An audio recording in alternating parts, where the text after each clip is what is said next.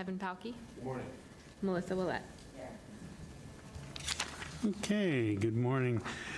Because we're not all present in the same room and board members are participating from remote locations that are not accessible to the public, Bagley Keene requires the remote board members to make certain disclosures about any other persons present with them during open session. Accordingly, the board members participating remotely must each attest that either they are alone, or if there are one or more persons present with them who are at least 18 years old, the nature of the board member's relationship to each person. This time I'll ask each remote board member to verbally attest accordingly, and we'll have the attestation. Lisa Middleton. I do so attest. Yvonne Walker. I attest. And Dr. Gail Willis. I do attest to this fact. Thank you. Thank you. And with that, we'll move to action consent items. With pleasure of the committee. Moved by Director Pacheco. Seconded by Mr. Ruffino. Any discussion? I'll call for the question. Do we do this via roll call or? Yes. Yeah, okay. Lisa Middleton. Aye. Deborah Gallegos. Aye. Frank Ruffino. Aye. Jose Luis Pacheco. Aye. Kevin Palkey. Aye. Melissa Willett. Okay, that takes us to information consent items with the passage of that motion. And I haven't seen any requests to pull anything. I'll take one more look. Nope. So on we go to our action agenda items, starting with 5A. Thank you. Good morning, Mr. Chair, Madam Vice Chair, committee members, Kevin Fine, CalPERS team member and Chief Compliance Officer. Happy to be with you here this morning. I am going to be presenting for your review and approval Agenda Item 5A, the fiscal year 2024-25 Enterprise Compliance Risk and Governance Annual Plan. I want to give you an overview of what the major focus areas will be. Most of this should be very familiar as it continues with the multi-year plan that we launched last year and that we discussed in some detail. As we go to slide 2, you'll see our goal is consistent with last year. We're continuing to maximize, enhance, and build on the processes through a variety of initiatives. 3 key priority areas, which are the same again as last year: people, processes, and technology. More specifically, focusing on our team by bringing on board the right talent and partnering with HR to ensure we have a viable and competitive candidate pool to choose from. As to our processes, we're going to continue to monitor conflicts of interest, conduct risk assessments and assurance reviews. And third, by leveraging the technology, again, we spoke about last year. We began with the implementation of the GRC platform last year, and we will continue to add capabilities and modules as we move forward. Moving on to slide 3. This is a 2-year roadmap. It's a strategic view of the initiatives over the next 2 years. We're bringing on, as I mentioned, a number of new folks to replace staff we've lost through attrition. We're also going back to the market and looking to identify candidates with relevant compliance and risk management experience. This is a key to building up these capabilities and have those folks help upskill the rest of our team. And they have really been learning a lot over the last 12 months. We're very pleased with the progress we've made, but there's a long way to go and a lot of building and getting more competent folks in who can help us establish the program and train not only in our group but across the enterprise, the better. On slide 4, you see the first 2 of our 4 specific initiatives. Again, these are continuations as we build the program. Initiative 1 is to continue with the technology platform. This coming fiscal year, we're implementing modules to support the conflicts of interest monitoring program. Initiative 2, partnering with CalPERS first line of defense program areas to support them in building their first line risk management program and processes. These 2 initiatives are foundational to modernizing the compliance and risk program and will allow us to use the technology to integrate existing data and additional information to make better informed decisions and mitigate risks to the organization. Finally, the last two initiatives on slide 5. Number 3 demonstrates how we'll begin utilizing the information and processes from initiatives 1 and 2 to strengthen our assurance and monitoring program. This technology will allow us to use data such as from the Form 700 disclosures and program area risk and control or risk control self-assessments to focus our resources on monitoring for potential conflicts of interest. Our team will conduct assurance reviews and collaborate with programs to support risk-informed decisions. Initiative 4 will continue to mature our culture of compliance and risk. We will be providing additional educational offerings to support both team members' understanding of the rules and to further understanding of their compliance and risk management roles as a team member, team leader, and CalPERS fiduciary to protect the organization. As you can see, we continue with a number of tracks to mature the program, add new initiatives that work to raise the awareness and the ability to define and see the compliance and risk management condition of the enterprise. With that, I'm happy to take any questions. Okay, I'm not seeing any requests from the committee. I just continue to appreciate the progress we're just building and the reporting format. I mean, we've talked about this before, but I think it continues to really meet our expectations, my expectations, and continue to be happy with the ongoing progress. I do have a question. It seems like recruiting the talent we need continues to be a challenge across the organization. But if you could talk a little bit more about, are there any specific challenges there? Is there anything that this committee should be particularly aware of, or that we could weigh in or help on that subject? If you'd elaborate just a little bit there. Yeah, I honestly don't think we have a different challenge than anywhere else in the enterprise. I think we have a very unique need. We need people with this specific type of experience, knowledge, having run these programs or built these programs in similar organizations. But again, I don't think that's unique. We are getting a lot of help and support. For example, we are now looking at using a search firm for the top 3 most senior positions where we are really critically in need of expertise and knowledge and background and experience. And with that, I'm cautiously optimistic that we'll get those roles filled, and then that will help with building in the rest of with the rest of the team. So yeah, I mean, I don't think it's specifically something to be concerned about. I don't think there's anything that the committee needs to do. But as you pointed out, it's a challenge, that's fairly common across the enterprise. But, we've made good strides. We've kept, we've been replacing the attrition. We're keeping it at a fairly steady level. It's now getting that next leap up and going after some more senior and experienced talent. Yeah. And Kevin, why don't you talk a little bit about part of the pause in some of the recruitment was due to the reorganization and upgrading some of the classifications on that team. And so that work has now been completed, and now they can go forward with recruitment. But it would not have made sense to do recruitment at the old classification level while we were upgrading classifications. Yeah.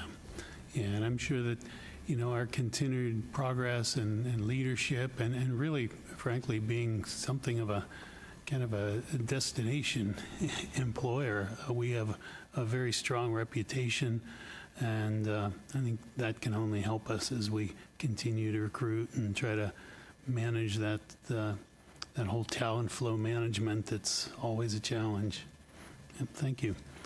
Okay, well, I guess that brings us to the point where we should be doing a motion here. So, pleasure of the committee. Moved by Mr. Pacheco. Second. Seconded by Ms. Gallegos. So any further discussion? Seeing none, we'll call for the question. Approval. Lisa Middleton. Aye. Deborah Gallegos. Aye. Frank Ruffino. Aye. Jose Luis Pacheco. Aye. Kevin Palkey. Aye. Melissa Willett. Okay, the motion passes. Thank you, and we'll move on to item 5B, Office of Audit Services Plan. Good morning, Mr. Chair, members of the committee. Belize Chapoy, Office of Audit Services. Agenda item 5B is an action item. Staff requests the Risk and Audit Committee to approve the Office of Audit Services proposed audit plan for the fiscal year 2024 and 25. As required by the internal auditing standards, the Office of Audit Services prepared a risk-based audit plan to determine the priorities of the internal audit activity for the next fiscal year.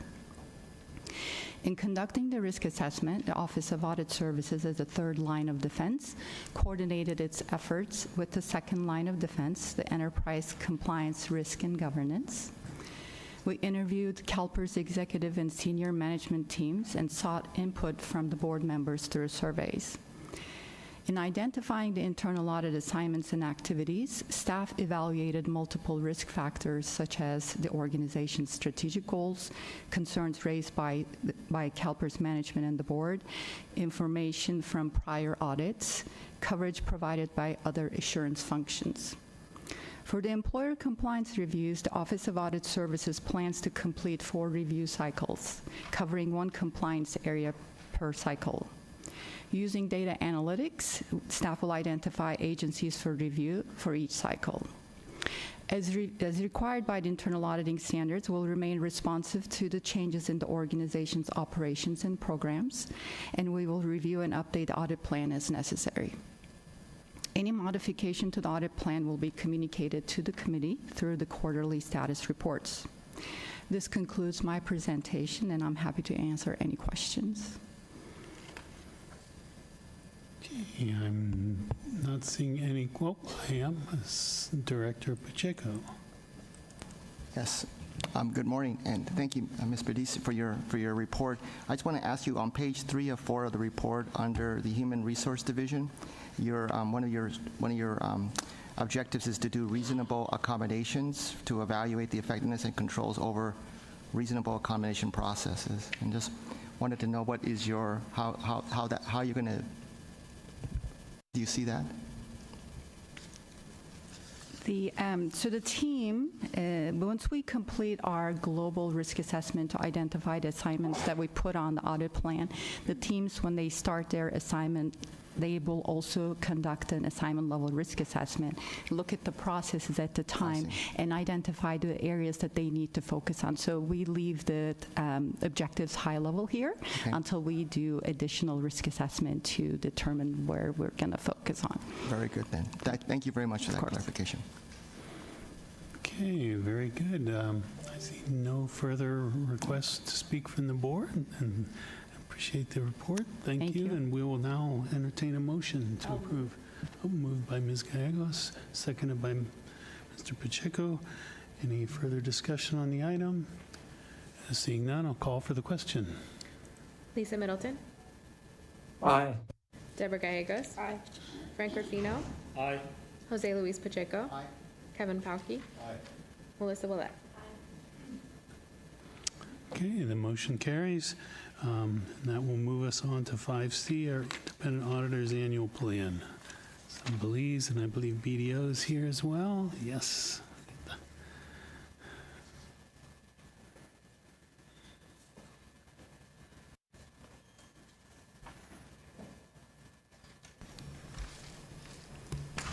Good morning, Chair, Vice Chair, members of the committee. Microphone.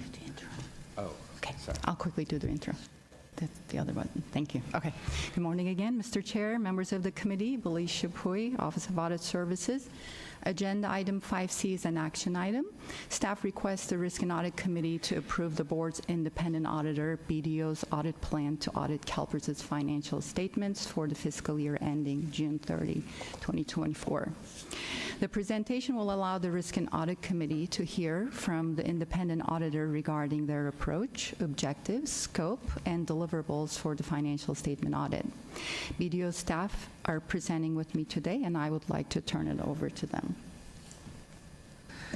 Hi, thank you, Belize. Good morning, Chair, Vice Chair, members of the committee. Billy Kim, BDO Principal. I'm joined with my colleagues, Deepika Nagan, Sylvia Mack, who are directors on the BDO Engagement External Audit Team. Also with me is Keith Miller. He is our new BDO principal who specializes in audits of asset management investment companies, and he will be assisting me this year in overseeing our investment audit work. We will collectively walk you through our audit plan for the year and specifically focusing on certain items for your attention. If we can go to slide 5, please. Next slide. Thank you. The scope of our services includes performing financial statement audit over the June 30th, 2024 fiscal year ending financial statements of CalPERS, as well as performing the audits over the GASB 68 as well as 75 employer allocation schedules, and also issuing an attestation report over census data as related to the California Agent Multiple Employer Defined Benefit Pension Plan, specifically referred to as PERTHE. And as part of our audit of the CalPERS financial statements, we will be reporting to the committee of our results of our audit work in mid-November. And this will be done prior to issuance, and also we'll share with you any status of remediation of prior findings, prior audit findings, internal control findings specifically, and then also share with you any new internal control recommendations that we have at that time. Okay. Next slide, please. This slide is a reminder for the committee about the responsibilities that we all have related to the audit process. And so first and foremost, a reminder that management has the responsibility to prepare and present fair financial statements and its schedules in accordance with generally accepted accounting standards. Now, the Risk and Audit Committee is also responsible for the oversight of management over the financial reporting process and over the related internal controls. Next slide, please. Now, this slide is noting the responsibilities of my team as your auditors.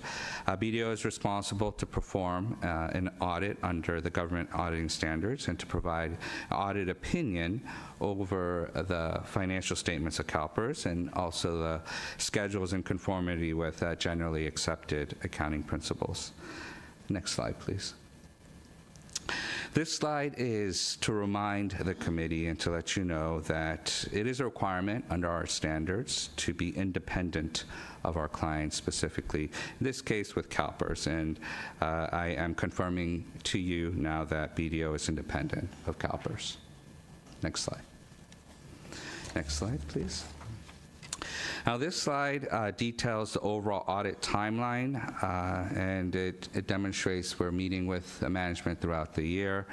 And as part of what we do is we provide updates of our audit progress from planning to execution, including any debrief meetings that we end up having at the tail end. In terms of the process along the way, we'll obtain feedback and updates from management, and also hear of any specific changes or updates that have taken place within the organization, including at the execution phase. And if there are any specific changes that do take place, we do take that into consideration in assessing if there needs to be any updates to our risk assessment, and so that we ensure that our audit procedures address any specific audit risks that come about during the audit process. Currently, we are in the stages of wrapping up our audit planning and interim testing this month. There's no specific issues to report to you at this time, but as I mentioned earlier, we will report to you the overall results of our audit work prior to issuance in mid-November. Now I'll pass it off to Sylvia, who will discuss about our audit strategy and related considerations. Thank you, Billy. Turning to slide 12, as it relates to our audit strategy when planning the audit, we assess the risk of material misstatement on the financial statements and design audit procedures to respond to those risks. While part of our risk assessment and planning, we will also obtain an understanding of internal controls. We will not, however, provide assurance over the internal controls. Government auditing standards also require us to consider compliance with laws and regulations. However, providing an opinion on the compliance is not an objective of this audit. Turning to the next slide, our audit strategy focuses on areas of higher risk of material misstatement and includes consideration of various factors, including but not limited to prior audit results in our current year inquiries, any recent developments, inherent risk considerations, significant accounting policies, the control environment, which includes the information systems, and the extent to which we plan to use others in our audit, including our own actuarial specialists. We will communicate to you any significant changes to our planned audit strategy or significant risks identified. Slide 14, the next slide, demonstrates how we will use technology to assist with the audit. The use of technology allows us to be more focused on our audit approach and greater collaboration both within the audit team as well as with CalPERS. The next slide, slide 15, demonstrates a few examples of how we will use technology in our audit, including the use of the BDO portal to allow CalPERS to share requested documents with us.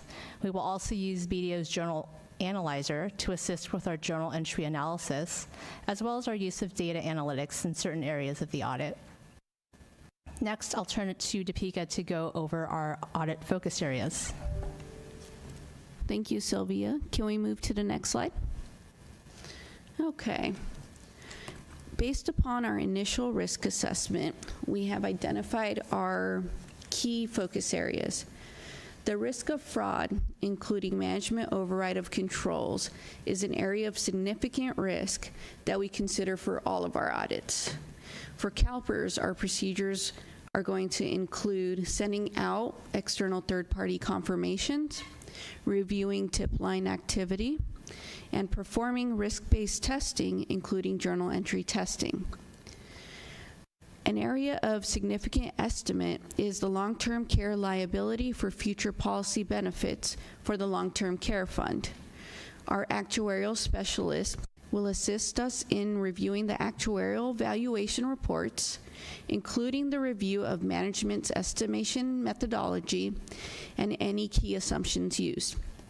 We will also perform testing over the assumptions used within the related roll forward, as well as obtaining comfort over the completeness and accuracy of the underlying census population.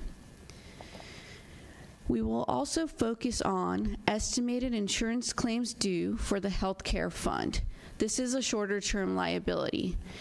We will also be using the assistance of our actuarial specialists to review the methodology and calculation of this liability as well.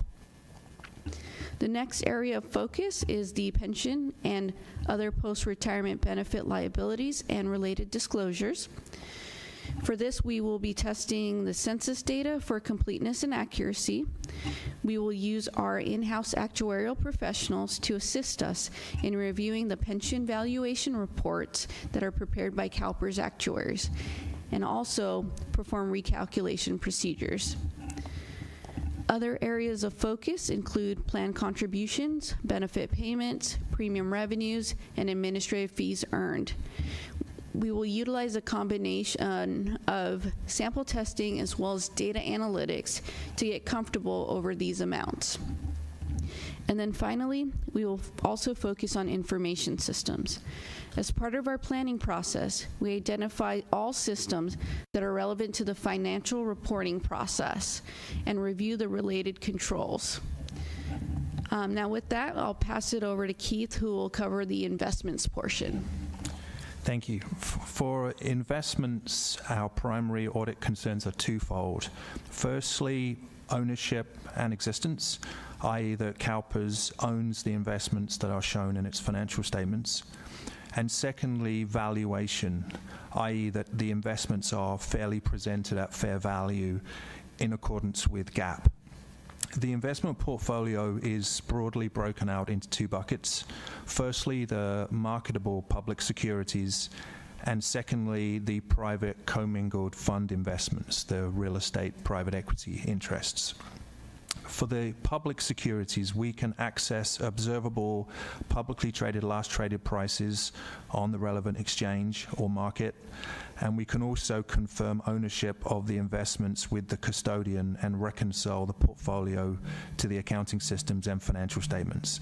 This will be a similar process to prior years. For the private equity and real estate commingled fund investments, these are typically valued at fair value at the ending capital balance reported by the underlying fund, or NAV, as it is sometimes called, applying what is known as the GAAP practical expedient. For our audit work, among other things, we will send confirmations to the underlying fund operators. We will verify and reconcile investment details, current ownership of the investment by CalPERS, and also the year-end capital balances. And in addition, we will examine the audited financial statements for the investee funds. Because many of the underlying private equity investee funds have a calendar year-end at which they are audited, while CalPERS has a June 30 year-end, a portion of our work will be devoted to auditing this gap between the audited 12/31 year-end and CalPERS' own 6/30 year-end.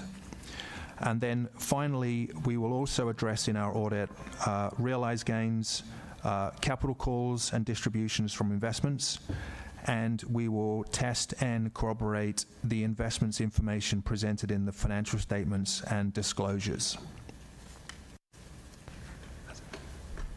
So turning to slide 19, we wanted to end with some of BDO's resources available to the Risk and Audit Committee.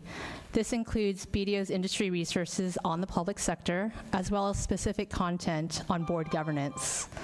Slide 20 has a link to our ESG Center of Excellence, which includes our various publications and practice aids on ESG, a common topic these days. You'll find on the site a recently released report on BDO's 2024 ESG Risk and ROI Survey. With that, I'll turn it back to Billy to close our presentation today. Committee, thank you for your time. That concludes our presentation, and we're open for any specific questions. Great, thank you for that presentation. And we do have questions. I'll start with Deborah Gallegos for Malia Cohen. Hi, great, thank you very much. And it's more a comment than a question. Thank you for providing the resources to the committee. And in trying to improve our governance and education, if there are any courses, you know, we have responsibilities to do continuing education courses that you recommend for specifically for risk and audit committees, especially more advanced courses. Would love to hear those. You're welcome to pass them along to us through our CEO or however it's most appropriate. Yeah, we're definitely happy to share that with the committee, and so we will definitely provide that information to you. Great, thank you. Yeah. Okay, Director Pacheco. Yes. First of all, thank you for your presentation on this. My question is back on the audit area of focus on the informational systems. In terms of, you mentioned related controls around the informational systems. And what is that specifically including? Is that cybersecurity? Can you be more specific? Yeah, so that does include areas of access, so user access, change management are some of those areas. It does include cybersecurity as well, where we do look at any areas of consideration that potentially directly or indirectly impacts the financial statements via the systems that are in place. Are there any new best practices around that, or is this pretty standard? This is pretty standard. Our audit process always has a lens in which we are looking at the various different ITGC domains that do exist, and because they can all have some sort of direct or indirect, specifically impact to the financial statements. Yeah. Very good then. Thank you so much. Yeah, thank you. Yeah, thank you. Yeah, I just more a comment than a question. I just continue to appreciate the the good working relationship we have, and how responsive the overall plan is to our needs and to some of the the changes that are going on over time, and some of the things in the priorities that really stand out to me as really congruent with and consistent with our focus here and our interest, as well as some of our stakeholders. Clearly, the valuations of our investments, and particularly our increased emphasis, having just gone through our AUM cycle, and on the private, and even things like some of the types of investing work we're doing in private that are a little bit groundbreaking for us, and as an institutional investor, private debt, for example, some of those type of work. It's really good to see the emphasis on that. And our long-term care program is of great concern to us as well as to stakeholders. If we consistently hear a lot of concern and feedback from our stakeholders, and so having that additional scrutiny and confidence, and knowing that we have the independent eyes and ears on those programs to give us that independent, objective take on everything really helps us be confident as a board, and helps our stakeholders have confidence, and helps us to improve as we go along. So I just want to express that appreciation, and also reiterate that the committee, we are here to provide whatever direction and assistance we can along the way. So at any point in our oversight role, there's additional information that you think would be helpful to us, and anything we could do proactively to help you and staff make this whole thing go effectively and efficiently as it has been. We're always open to hear that, and would certainly invite any of that feedback or information. Thank you for those comments, Chair, and we will definitely let you know if there's any of that information to share with you along the way. Great, thank you. I think that brings us to the point where I would consider a motion. Moved by Mr. Pacheco, seconded by Mr. Palkey.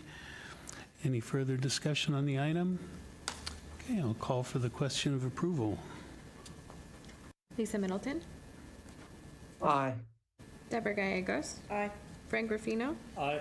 Jose Luis Pacheco, Kevin Palkey, Melissa Willette. Okay, the motion carries. That covers it for our action agenda items. So we'll move on to our information agenda items, starting with our annual compliance report.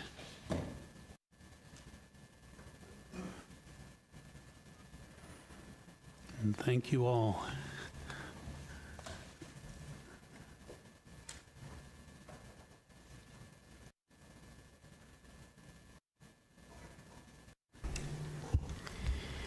Good morning again. Thank you, Mr. Chairman.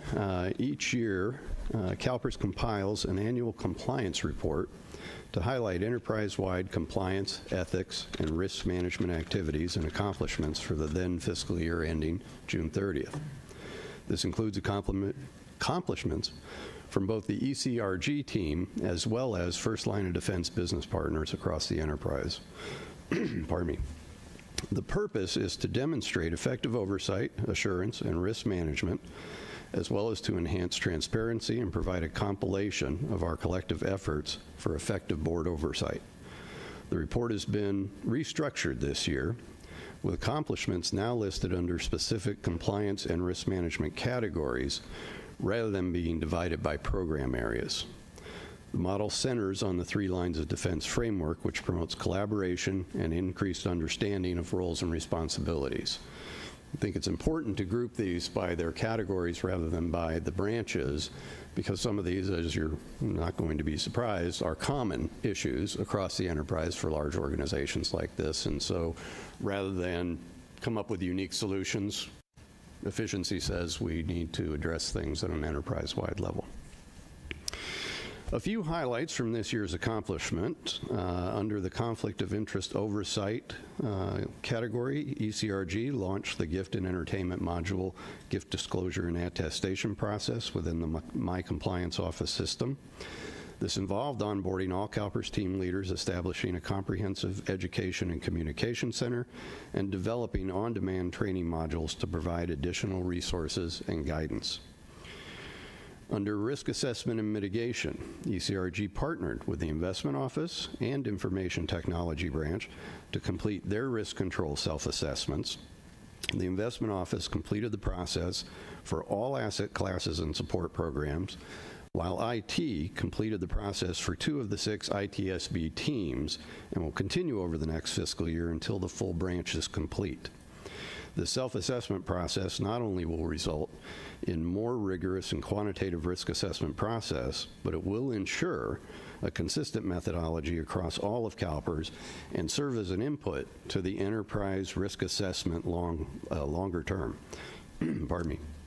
The RCSA process was also completed for ECRG.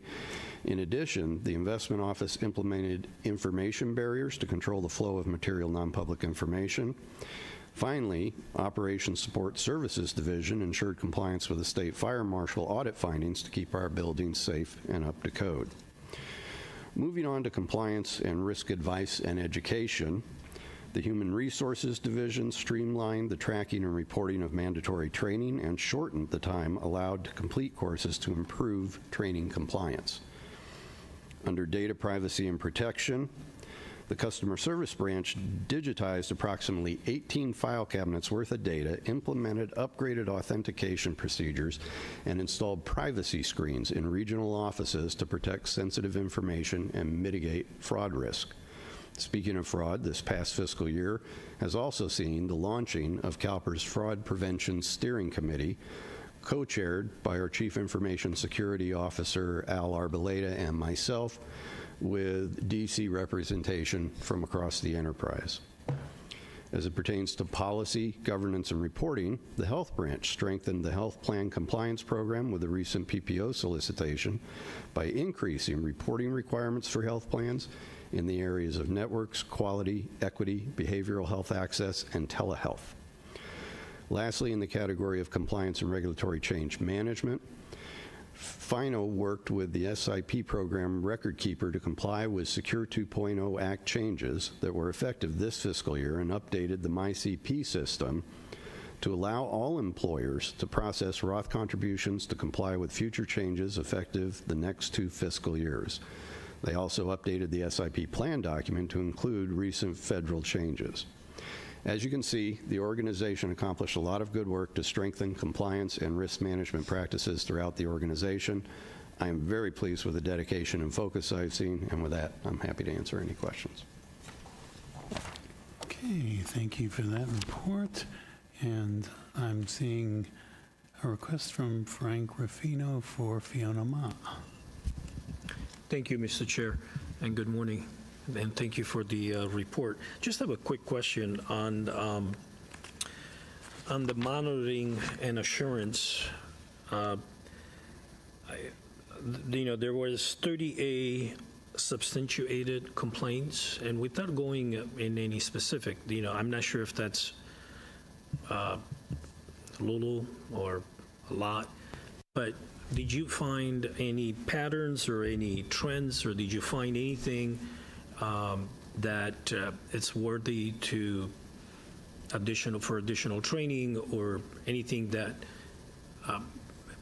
has any flags, so to speak? So if you can just elaborate on that, that would be great. Thank you. Sure. I would say over the longer term, that happens very regularly. And when we, look each year at our training requirements and looking at changing anything or focusing on specific areas, and as I think you're aware, we also use training when there are certain types of issues like the trading violations, et cetera. Training is one of the tools to begin to drive the behavior back. I would say that just last week in our monthly Integrated Assurance and Risk Council meeting, which is the executive team, myself, Belize, Al Arboleda, and others, we had this very discussion about, because it was the month of April, the last report we provided for this meeting, had a large number of cases closed and a large percentage substantiated. And so we had a very in-depth conversation about using this information for lessons learned. When we see, okay, the complaint was that, my benefit shut off and I don't know why, we resolve it, find out that's true, reinstate the individual's benefits, but we need to also be taking that opportunity to say, well, how did that happen? Was a control miss? Did somebody have an authority they shouldn't have had? Was it simply a programming area? So this is now, as we achieve this phase of the build out and maturity of the program, we are beginning to get those opportunities as we begin to get more detailed data as part of the program rather than just qualitative oversight. That's exactly what we'll be doing with it, is saying that this is pieces of information we can use to learn from.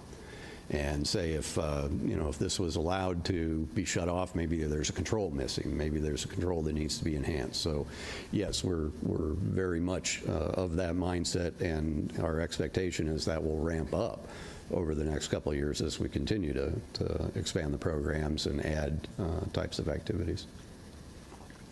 Great, thank you. I guess I should note it too, as you pointed out, you closed 121, I think, on 140, so that's a great accomplishment. Plus you achieved 100% compliance with the 700 and the application form, so good job.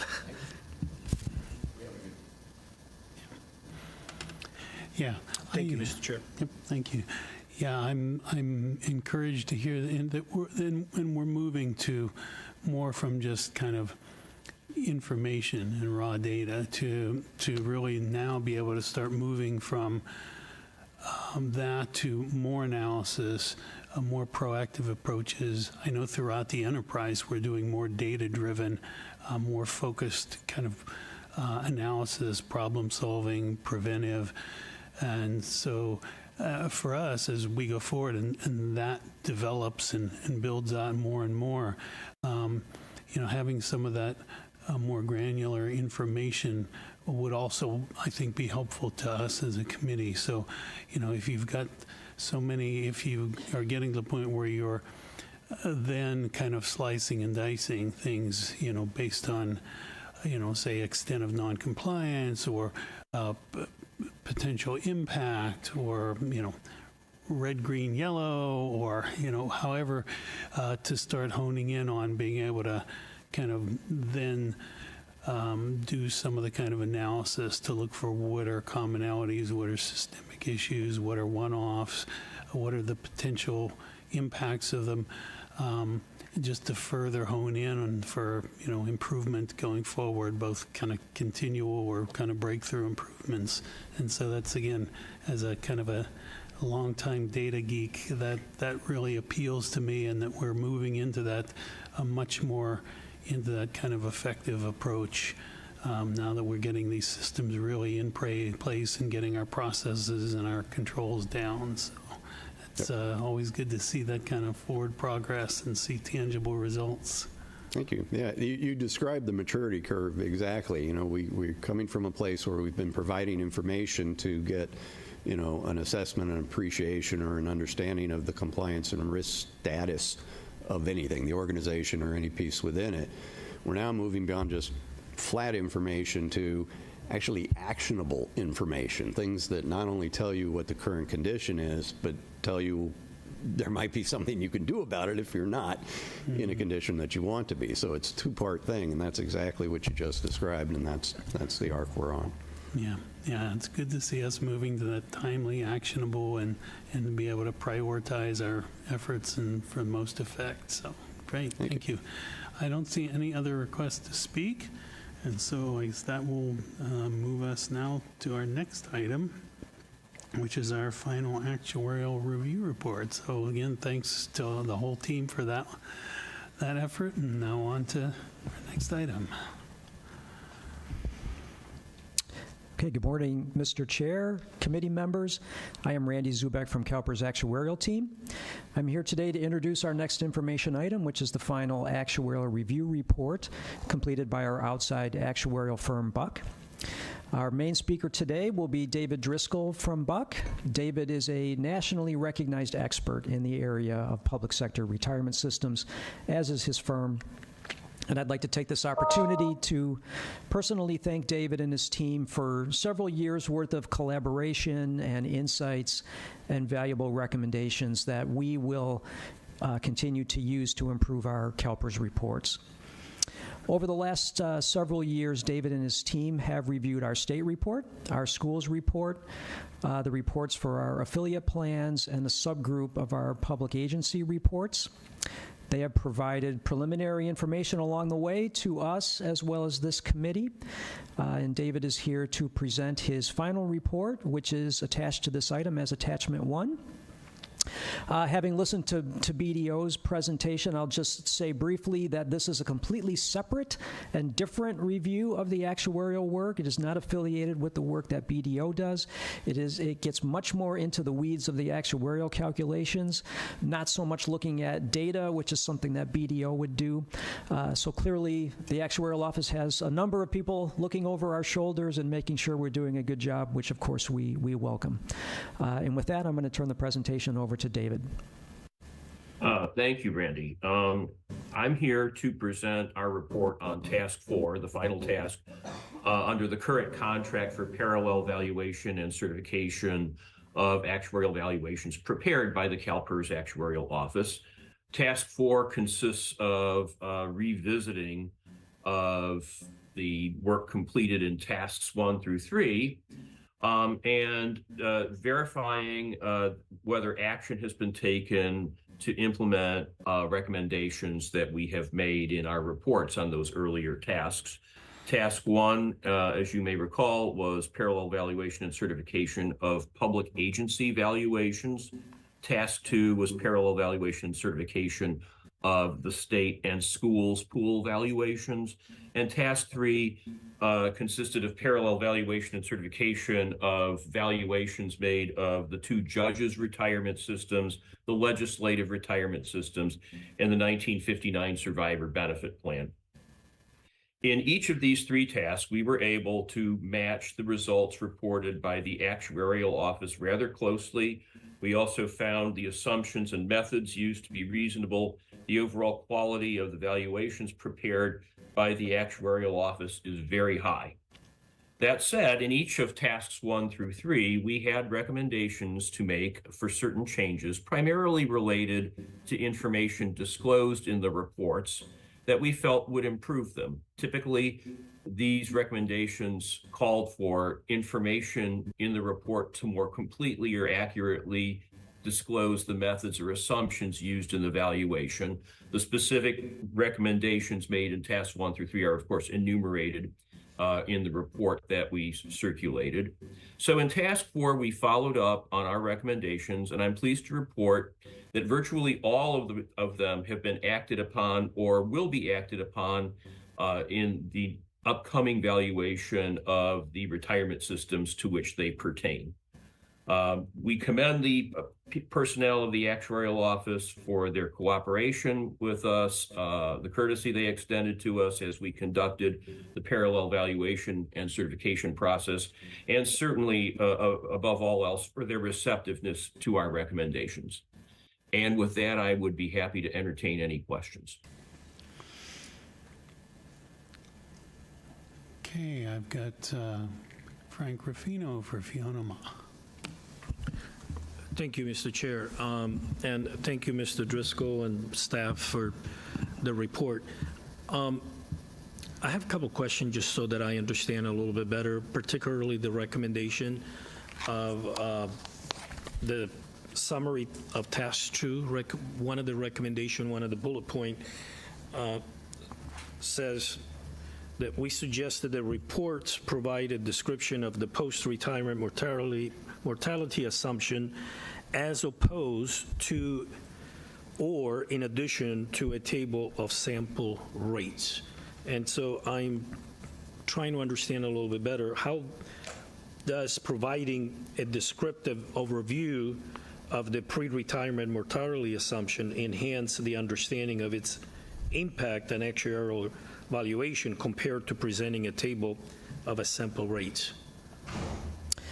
Well, as the term suggests, the table of sample rates would give you examples of what the rates are But by referring to a standard table, and this is a standard table published by the Society of Actuaries, someone who with a strong interest in the details involved could in fact access the entire table by knowing which one it is by name. Okay. And let me just add to that. There are lots of aspects involved with setting the mortality assumptions, both pre-retirement and post-retirement. CalPERS is rare in that we have enough experience, we have enough data to measure our own experience and not always have to rely on standard tables. In some cases, we do mix our data with the results of standard tables, but there are two main aspects of these assumptions. There's measuring current mortality rates that are measured based on actual deaths within our membership, and then there's assumptions going forward for improvement in those mortality rates. And just to see the percentages in a table is just not as descriptive with regard to how we came up with, let's say, the improvement scale. Verbal description really gives a better understanding to the reader of our thought process in coming up with those rates. How frequently are these assumptions reviewed and updated? I'll take that one, David. Yeah, we review and update our assumptions every 4 years. We are on the verge of our next experience study. We're just starting that now. We'll be coming back to the board with those recommendations. Usually consistent also with the asset liability management process, which will help us set the investment allocation and the discount rate. The actuarial experience study will recommend changes to mortality rates, termination rates, salary increases, and such. And I'm assuming that, how might these changes impact state employees' retirement planning? I'm assuming it will have an impact. Yeah, so the recommendations from David and his team in this report are mostly with regard to the commentary in the reports. In only one case in David's report did they recommend a slight change to a calculation that would change a number in a report, and that was in the judge's retirement system, which is not funded. The state does not make the contribution that we calculate in that report. The rest of the recommendations are commentary and disclosures. As far as the next experience study, we have to go through it, of course, to see what, in fact, will recommend, if any, changes with regard to the current assumptions. At this time, we've seen some slightly higher pay increases over the last couple years. So that will be something looked at very carefully. Do we need to have an increase to the assumption for future pay increases? That would be one area that we'll focus on, where we've seen a little bit of deviation from our current assumptions. But as far as the other assumptions, we've not seen in the last 4 years any significant deviation in experience. Great, that's very helpful. Thank you. Thank you, Mr. Chair. Thank you. And Director Pacheco. Yes, thank you very much, and thank you, Mr. Driscoll, for your report as well. My question is on the Section 3, Summary of Task 2, State and Schools.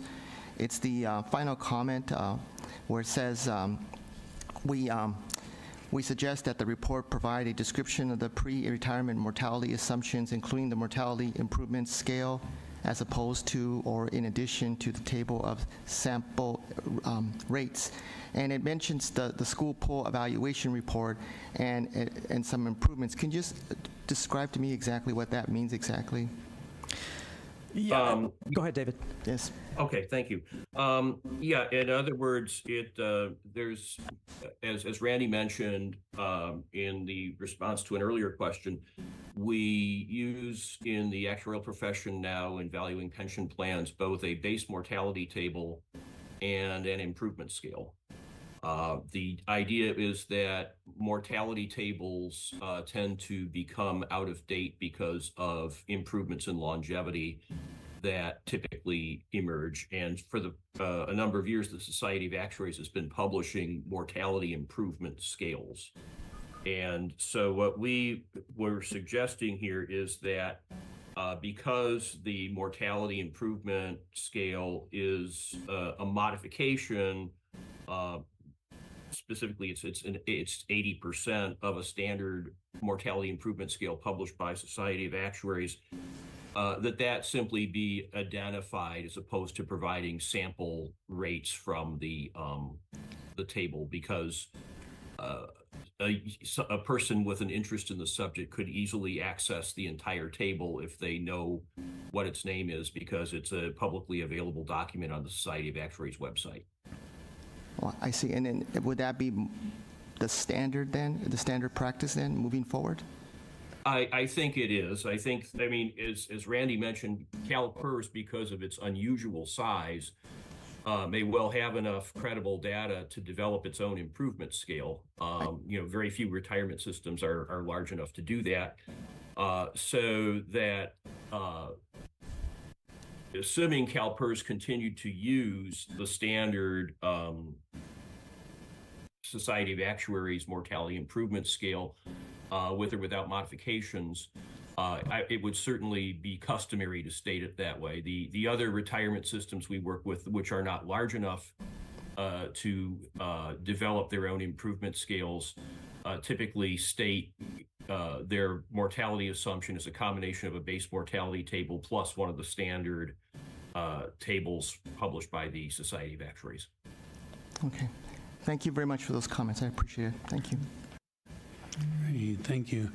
And I again want to express my appreciation to Buck and their team and to our team. Again, we continue to advance our understanding and improve our products. And across CalPERS, we've seen a lot of emphasis on improving both our communication, our reporting. I've spoken, Mr. Fine and I have spoken, and there have been changes in even the way we format things, the way we present them both to the board and also for the benefit of our stakeholders. And so I also appreciate that Buck and staff are not just looking at just the purely technical side of things, that again, it does provide confidence that we're doing well and that our independent experts are concurring with our approaches and with our materials, but also the kind of improvements that even just improve the way our reports are understandable and useful and provide some additional insight into how we can make them more beneficial for us in our oversight role and for interested stakeholders who,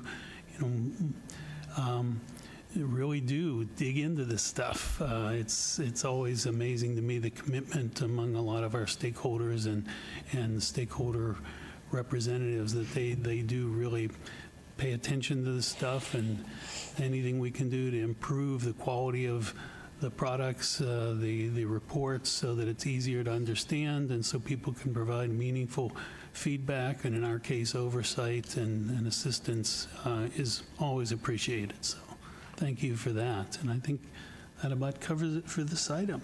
So I guess at this point, we're on to summary of committee direction. Mr. Chair, I don't know that it was formal direction, but I did note the committee is very interested in looking at some of the BDO informational and educational materials on ESG. Other than that, I noted no other direction. Okay, thank you. I did not either. And I don't know that we have any public comment on today's agenda, so no public comment. So at this point, we'll recess now into closed session for items 1 to 3 from the closed session agenda. Then we'll immediately reconvene in open session after the closed session. So thank you. We'll clear the room. 5 minutes? Yeah, well, 5 minutes.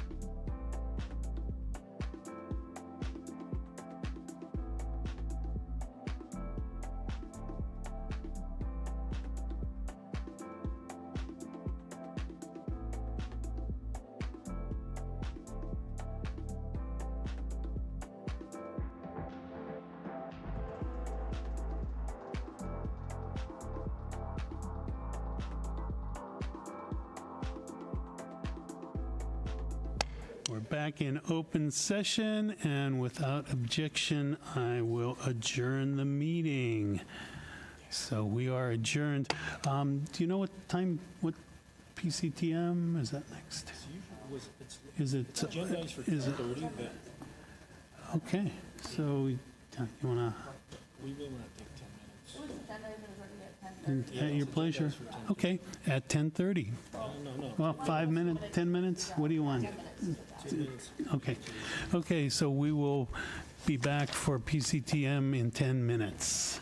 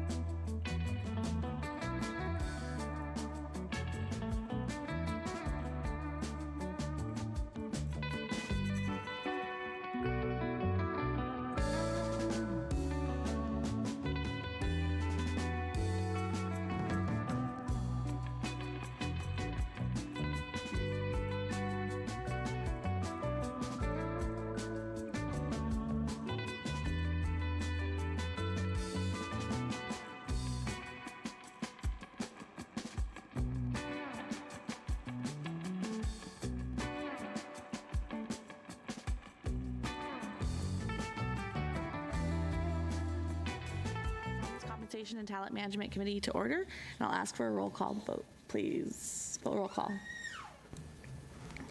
Melissa Willette. Here. Kevin Pauke. Good morning. Lisa Middleton. Present. Orena Ortega. Here. Jose Luis Pacheco. Teresa Taylor. Here. Yvonne Walker. Here. And because we are not all present in the same room, and board members are participating from remote locations that are not accessible to the public, Bagley-Keene requires the remote board members to make certain disclosures about any other persons present with them during open session.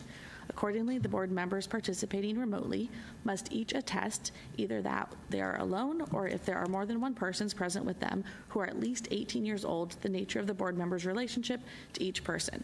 So at this time, I will ask each remote board member to verbally attest accordingly. Please conduct the roll call attestation. Dr. Gail Willis. I attest to the SPAC. Thank you. Lisa Middleton. I do so attest. Yvonne Walker. I attest. Thank you so much. We will now begin with our executive report. Good morning, Madam Chair, members of the committee. Doug Hoffner, CalPERS team member. Before you today are three action items. First, your primary compensation consultant, Global Governance Advisors, is here to present recommendations for fiscal year 24-25 incentive metrics. This is a follow-up to the April agenda item. They will also present the fiscal year 24-25 incentive plan for the CEO for the committee's approval as well. And lastly, we're seeking the committee's approval for a release of a request for proposal for the board's primary executive and investment compensation consultant contract, which expires at the end of 2025. This will allow us to move forward with the procurement process. Thank you. This concludes my report. Happy to answer any questions. All right, thank you. Any questions from the board or the committee? All right, thank you. We will move on to our action consent items. Okay, that has been moved and seconded. Thank you so much, President Taylor and Mr. Pacheco. And can we have a vote, please? Kevin Pauke. Aye. Lisa Middleton. Aye. Orena Ortega. Jose Luis Pacheco. Aye. Teresa Taylor. Aye. Yvonne Walker.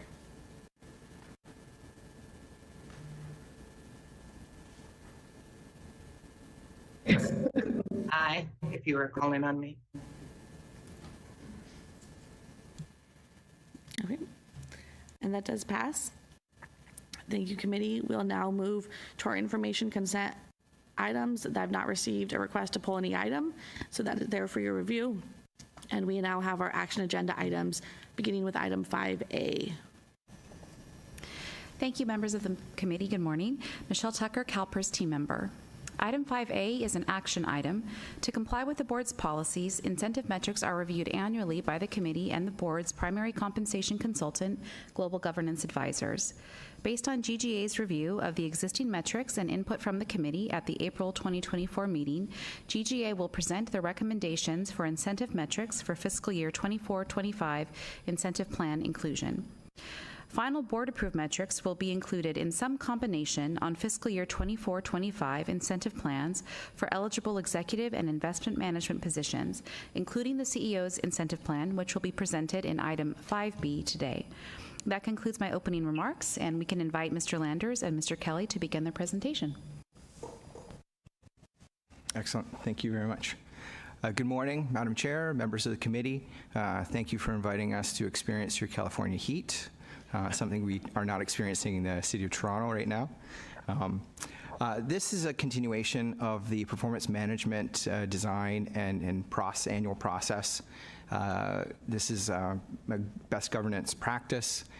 At the last committee meeting, you were asked to approve on the metrics that are going to be utilized in the annual incentive plan, which were passed. And so today we will be going through the actual performance hurdles and the kind of the adjustment or calibration of these objective hurdles. This is also a practice where we make sure that the hurdles that are established are fair to both your fund as well as the plan participants in an objective manner. And as I mentioned before, it is a governance best practice to look at them in an objective way on a regular basis. We have not looked at these for a number of years, and so it was determined that this would be a good time for us to again look at these hurdles objectively. If you recall, this is something that we did for your asset class performance last year, and just to readdress the process that we like to apply, we like to apply kind of what we call our 80-60-20 rule in terms of the performance hurdles. On the threshold performance, meaning the base performance, the minimum performance that's expected against any objective, by which anyone will be eligible for any sort of payout. We'd like to see roughly about 80% probability, meaning that it's not a given. So if it was above 80% or 100%, that in itself is a given. These, as a reminder, are stretch goals. We want people to be incentivized to do more and to perform at higher levels. And so therefore, we like to see at that base threshold level about 80% probability. Hitting target, some organizations say we should be hitting target 100%, but then again, that's kind of a given. So we like to see roughly about a 60% probability associated with attaining the target. And then for what we would see as superior or maximum performance, anything above target performance, we like to see roughly about a 20% probability. If it's outside of that 20% or 0%, then it's something that is completely aspirational and not realistic, and then the participants would not be incentivized to actually work towards going beyond target. So are there any questions with regard to the methodology that we like to apply? I know that we've done this a number of times. Okay. So in terms of our initial observations, basically, we did adjust the total fund metric roughly 2 years ago. Yeah. We narrowed the scope between both threshold and maximum performance based on a similar probability assessment. And this time around, we looked at the other metrics, and what you'll see is that in most cases, we've improved the threshold performance or increased that minimum standard that's expected, which is a really good news story. And then also we've kind of narrowed it, meaning that some of the maximum thresholds that were established were a bit too aspirational, and so and methodological changes, which we'll get into, basically help to justify the fact that we should be narrowing that scope between the threshold and maximum performance as well. So Peter now will be walking through the actual objectives themselves and our recommended changes. Perfect. Thank you. Thank you, everyone on the committee. When we looked at total fund performance, as Brad mentioned, we looked at that a couple of years ago. The biggest takeaway, I think, there too was we removed the ability to earn an incentive when you underperformed the benchmark. So we moved that to that minimum expectation being to meet the benchmark. That's when you can start to earn an incentive. And so we're comfortable right now with the range. I think with the incoming CIO coming in and things like that, we will obviously look at this maybe in more detail in the upcoming year, and maybe potentially come forward with some changes for next fiscal year, but we're comfortable with where we're at now with this one. And again, stressing that we've already moved the expectation to earn a payout upward and driven a higher level of performance a couple of years ago. When we look at enterprise operational effectiveness, this we looked at over the last few years, and the biggest takeaway and the most material change we're actually adopting is increasing the level of performance expected to start achieving an incentive payout on this metric. So you can see it's moving from 1.5% to 1.05, and this is because we're talking about a cost metric. Going up is bad and down is good. So it's sort of the inverse of, say, value add returns. So that's the biggest takeaway here, is that we've increased that expectation. And again, to Brad's point, that's a good thing in the sense that we looked at historical performance, and it's showing that we can raise that threshold and set that bar a little bit higher and get towards that 80-60-20 rule a little bit better than we did historically. On the investment office, the CEM, and this is based on CEM benchmarking results against a customized peer group. This has been in place for the last 6 or 7 years now. And if you recall, this specific metric looks at both costs relative to that customized peer group as well as value add returns. And what you'll see is the most material changes being we've actually raised the expectation for both costs and value add returns to hit that sort of multiplier of 1 or that target level of performance. And then we've increased the expectation on costs and decreased slightly the expectation on returns to make sure, again, that we're making it challenging yet reasonably attainable and have a somewhat of a level of hitting the objective for that. But again, raising the expectation to hit that target level of performance. And inherently, because you have to hit both metrics, so multiple criteria, to basically earn a full payout, again, that inherently makes this a more challenging metric to achieve sort of a high level of performance on, because you have to hit multiple metrics, not just one. So we're comfortable, again, when we looked historically, that these hurdles are set appropriately. When we look at customer service, this one as well, you'll see both at the low end as well as at the high end, we've increased the expectations. And again, looking back historically, we wanted to raise the bar. We didn't want to make this, to Brad's earlier point, make it a gimme or something that people expect to always achieve a payout here. And so we've raised the expectations across the board, both from the bottom end all the way to the top end. And this is a good news story because it means that your customer service scores have generally been increasing in recent years. So we're comfortable, again, raising the expectations there. And then lastly, on the stakeholder engagement piece, you'll see that we've raised the expectations on the low end and brought them down a little bit on the top end. This was one reflecting on historical performance, but also reflecting on, if you recall, a new methodology that's being brought forward in terms of how the data is being analyzed and reported back on. Before, there was basically 4 different stakeholder groups. It basically just took all of the results from stakeholders that might be heavily weighted on retired members or heavily weighted on active members or what have you, and it would just take those overall results and produce a score. The new methodology suggests we have 4 stakeholder groups. We want to make sure that not one group is overly weighted over another group, and so they're equally weighted now under this new methodology. So each of the stakeholder groups' scores will be weighted evenly or equally.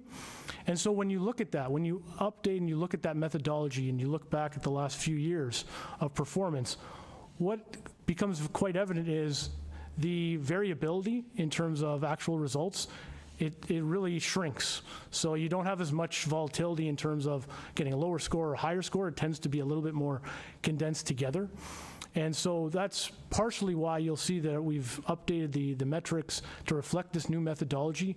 And also, to be fair to the participants, our view was a similar level of performance historically under the old methodology should generally lead to a similar level of payout under this newer methodology. And so that thinking has also gone into, again, making sure it's a very challenging and hard expectation for them to hit, but also be reasonable and make sure that there is a level of fairness to the participants, that a change in methodology doesn't overly impact them one way or the other. So that has gone into the setting of these metrics as well. With that, I think that's... Yeah, we do have a question from the... I was just going to open up to questions. So. Thank you so much. Ms. Ortega? Thank you. I just had a question on the last one since we were there. On the new proposed metrics, just the shortness of the band between the top and the bottom, is that related to the methodology issue?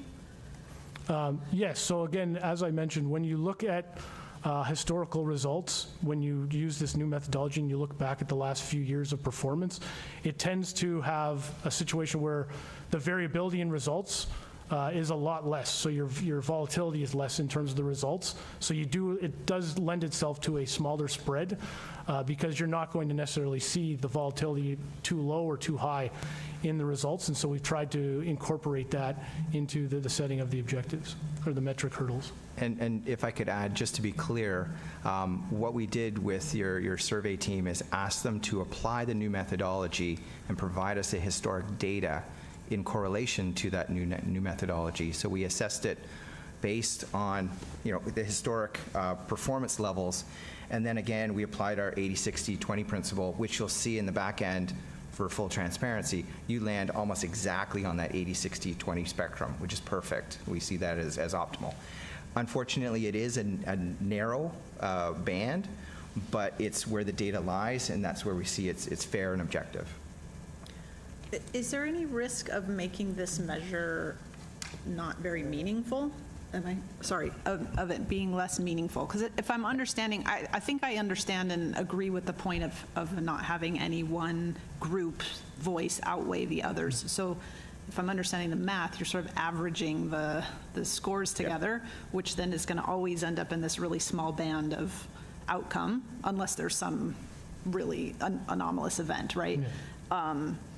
So that all makes sense in terms of the math. So then when you apply that to a range of outcomes on a performance metric, you're going to shrink that because it's going to not be very volatile. I'm just asking if all of that makes it not be very meaningful in the end in terms of a measurement. I think it is, in the sense that you still want to be in some form looking at how you're engaging with your members, if you're staying within an acceptable level of band that historically aligns with what you're looking for. Obviously, as we move forward, we'll look at keep looking at historical results and see if it warrants obviously shifting it upward or downward or what have you. But I think it is meaningful in the sense that, again, you want to be rewarding people that have the ability to impact this metric, be rewarded accordingly. And again, to a point is, if we were to set the same range, let's say we just kept the range the way it is, it would naturally make it almost easier for them to earn an incentive payout, which we don't want to be doing.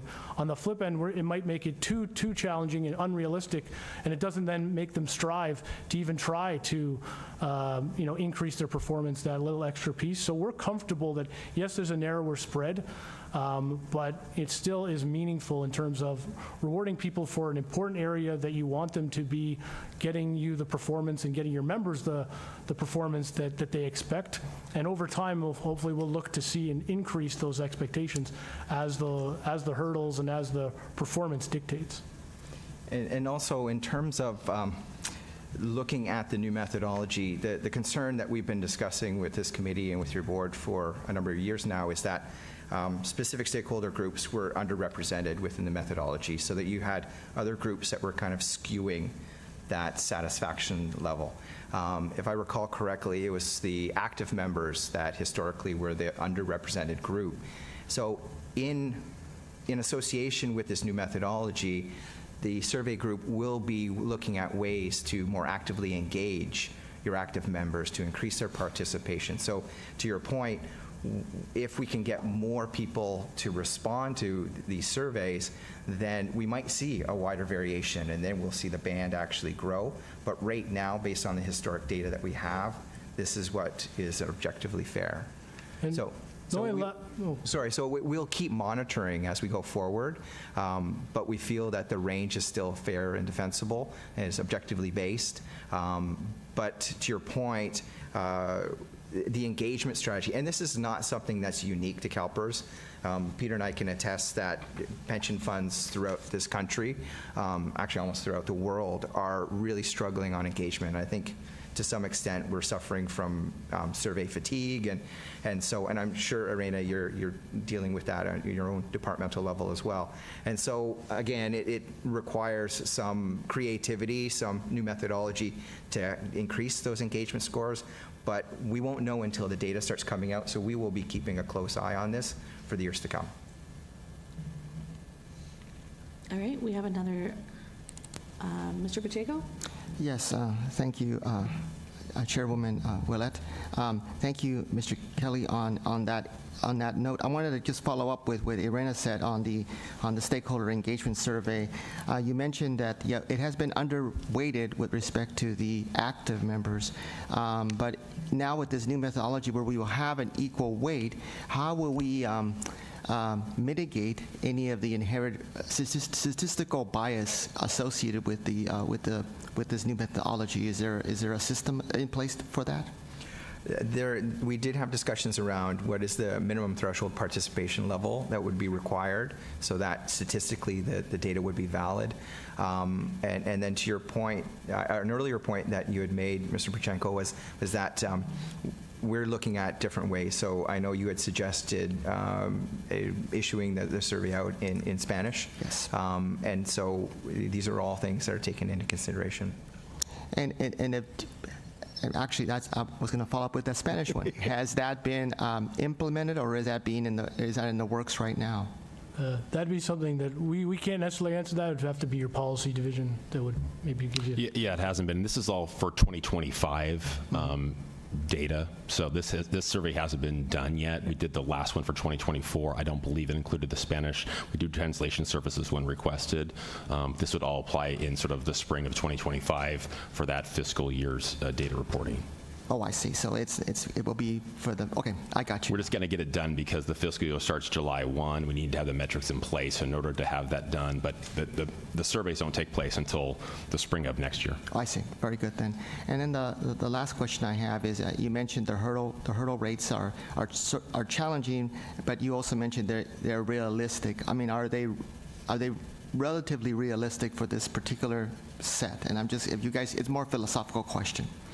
Well, again, objectively, we apply our 80-60-20 principle to this, and that objectively, from our experience through decades of work in this area, proves that makes it both fair and defensible to the plan provider, so to CalPERS, as well as the participants. So you want to make sure that, again, it's not a gimme, objectively, and that it's not too difficult so that the participants see it as a reality that they can strive and achieve. If we had widened this out to have threshold where it should be and put that upper limit for maximum performance up higher, we could have done that.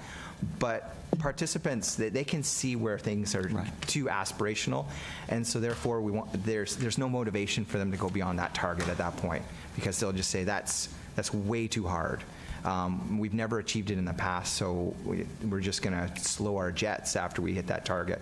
You never want that on any objective. You want to make sure that you're incentivizing people to continue on that performance curve so that they continue to increase their performance right up to the end of the year.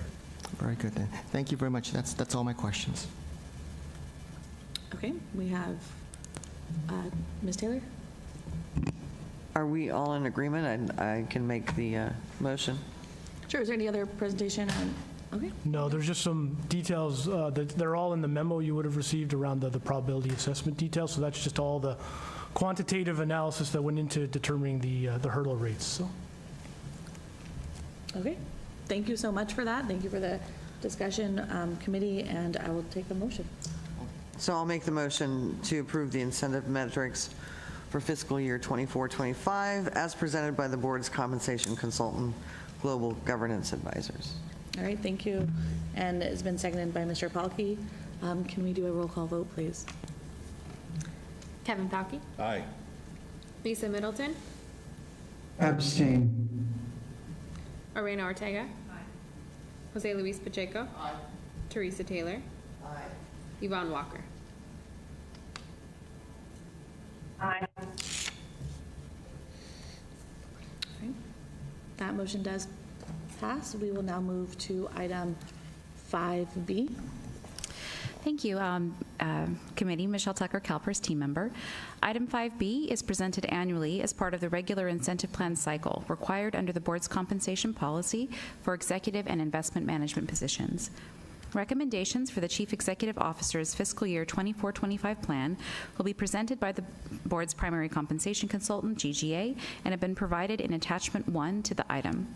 Based on the committee's prior discussion and action on agenda item 5A, the annual review of incentive metrics, the CEO's annual incentive plan for fiscal year 24-25 will be updated to reflect the approved incentive metrics and scoring thresholds. So I can turn it over to GGA now to speak on that point. Perfect. So you would have seen the attachment, which is the memo that we drafted As Ms. Tucker had mentioned, the hurdle rates that you just approved will be applied to each of the metrics that the CEO is tied to. And then we also looked at the overall weighting between those quantitative metrics and then the qualitative or the personal assessment that you do every September on the CEO. And we were still comfortable with the current weighting, which is 75% on those in the various weightings in terms of the metrics that are quantitatively scored for the CEO and the 25% weighting on the qualitative side. And so, our memo basically outlines keeping that same 75-25% weighting and the same relative weighting on each of those 5 quantitative metrics as last year.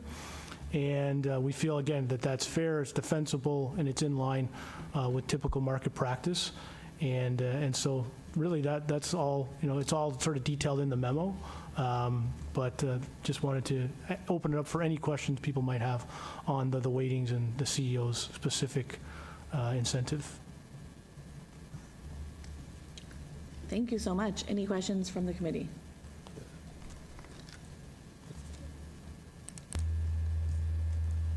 Mr. Locke? Thank you, Madam Chair. The metrics on the stakeholder engagement are the same. However, at this point, we're talking about the CEO. Can you explain that relationship? So the CEO has basically has a total fund performance component, the CEM performance component, the enterprise operational effectiveness, the customer service, and the stakeholder engagement. They all have weightings. They weigh, I think, from 10 to 25% within their overall. I'll call it a scorecard, but their overall incentive formula. Those are then, of course, scored at the end of every year, and quantitatively that leads to a certain result. And then every September, you'll, as a board, review the CEO's individual performance, which looks at a variety of different areas, the 5 or 6 areas. Again, these are all outlined in your memo. And so what we're talking about here is really just approving the weightings associated with each of the metrics. The hurdles that we just discussed and that were approved will then be applied to each of those metrics within the CEO's incentive plan. And in terms of governance best practices, we would always advocate that you have an alignment between the expectations of your top executive, so in this case Marcy, and the rest of your plan participants. The last thing you would want is to have different performance thresholds established for one person versus the rest of the team. So this provides you with kind of a consistency in terms of that performance expectation from the very top to the bottom of your plan participants. Thank you. Any other questions or discussion from the committee? All right, I think, is there a motion? Okay. You'll make a motion for the recommendation? Yes. Please. Microphone, hold on. There you go. I'd like to approve the fiscal year 2024-2025 incentive plan for the Chief Executive Officer CEO as proposed by the board's compensation consultant's global governance advisor. Thank you so much. And is there a second? Thank you, Mr. Balke, for the second. And can we get a roll call vote, please? Kevin Balke? Aye. Lisa Middleton? Abstain. Orena Ortega? Aye. Jose Luis Pacheco? Aye. Teresa Taylor? Aye. Yvonne Walker? Aye. Okay, that motion does pass. I want to thank our consultants for their work on this and their advice. I really appreciate my briefings ahead of time as well. Thank you. And we will now move to item 5C. Thank you, Chair Willett. Item 5C is an action item seeking approval for the development, scope of services, selection process, and estimated timeline for a request for proposal for the board's primary executive and investment compensation consultant.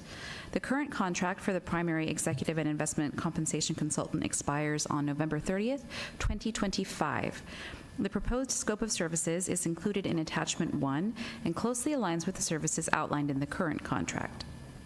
CalPERS team members have outlined 2 options for the committee to conduct the evaluation and selection process for the RFP and seek the committee's direction on a preferred method. Option 1 would have 2 committee members preside over the proposal evaluation process to provide guidance and oversight. Further, in Option 2, a subcommittee would review, evaluate, and score the RFP responses in a public meeting. Both options include finalist interviews by a subcommittee of the Performance, Compensation, and Talent Management Committee to identify and recommend final selection of a primary executive and investment compensation consultant. The proposed schedule of events, as outlined in the agenda item, include release of the RFP in January 2025, proposal evaluation and finalist selection in June of 2025, and a new 5-year contract to begin at the close of the current contract. Thank you, members of the committee, and I'm happy to answer any questions. Okay, do we have any questions from the committee?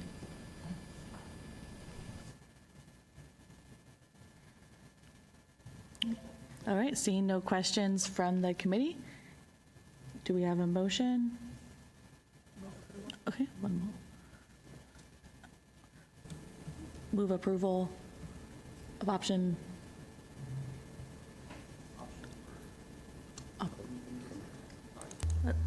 Mr. Palkey, would you like to?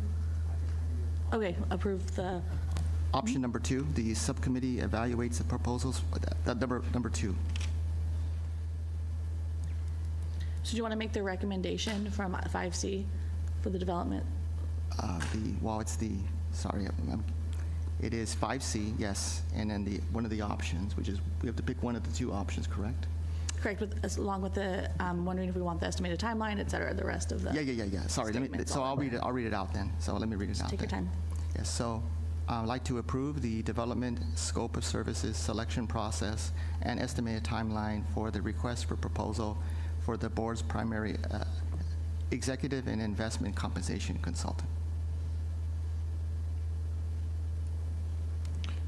Okay, and is there a second? I just want to clarify, under option 2, is that what? Under option 2. So option 2 with the identified timeline in the agenda. Yes, ma'am. Yes, sir. Okay, thank you. Madam Chair, I am not seeing the 2 options on my thing in diligent. So is it someplace else? It's on the. It is, let me find the page number. Page 2? Mm-hmm. For 5C? It's the attachment in diligent, 5C, attachment 1, page. Yeah, it's the main item. It's right there. Sorry. It's page. The main item, page 2. Yes, ma'am. Would you like me to review the 2 options again, just to, for Yes, please. Okay, for Ms. Walker? Yeah, I was going through trying to find it when you were there. No problem, happy to. Yes, it is on page 2 of attachment 1 to agenda item 5C. So the 2 options, the first, option 1, provides 2 committee members to preside over the proposal evaluation with a group of subject matter experts at CalPERS, and then a subcommittee would conduct finalist interviews. And this, the finalist interviews with the subcommittee would be in open. And then option 2 is a subcommittee would evaluate the proposals and conduct the finalist interviews. So in that model, the subcommittee is, engaged in everything in open session.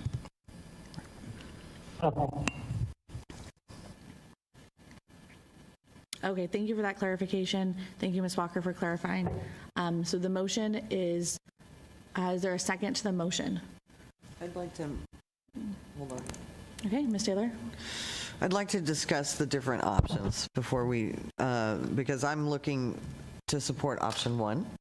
Okay, so that motion has failed due to a second, and so we will now go back to discussion of the item. I'd like to do that, yeah, thank you. Okay, thank you.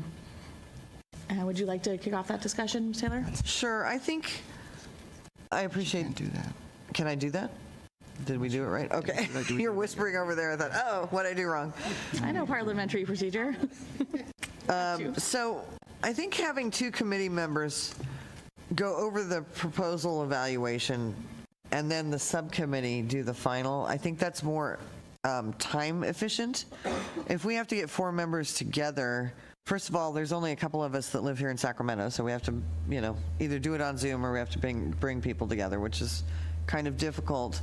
But I think we can trust, 2 committee members from PCTM to review with staff, to review the proposals and then bring the finalists to the whole subcommittee. I think that's that's my opinion. So that's what I was thinking. So I stop there. Thanks. Ms. Taylor, Robert Carlin from the legal office. Just 2 points for the committee's information and background. One, option 1 is consistent with what the board has done with previous board consultants in the last couple of years.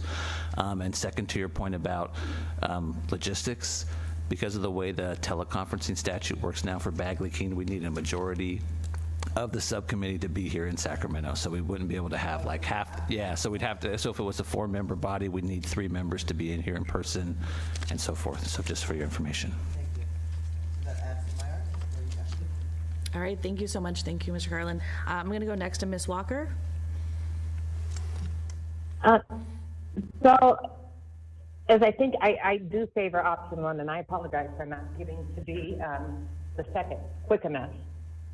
But, excuse me, the fact that as you look at the methodology for how you're going to review the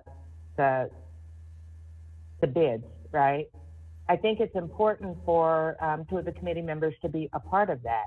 Now, once the methodology is set, if you wanted to just have it, then go to staff and have them go through all of it, that would be fine too. But to not have the committee in on that piece of it, I don't agree with.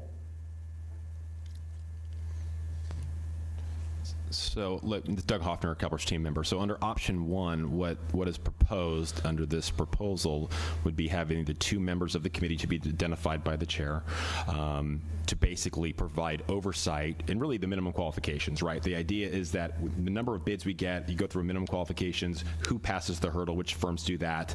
Those that are meeting those criteria, which you're then overseeing, will then come before the full subcommittee or the subcommittee, whatever the number will be, to be interviewed and evaluated. So.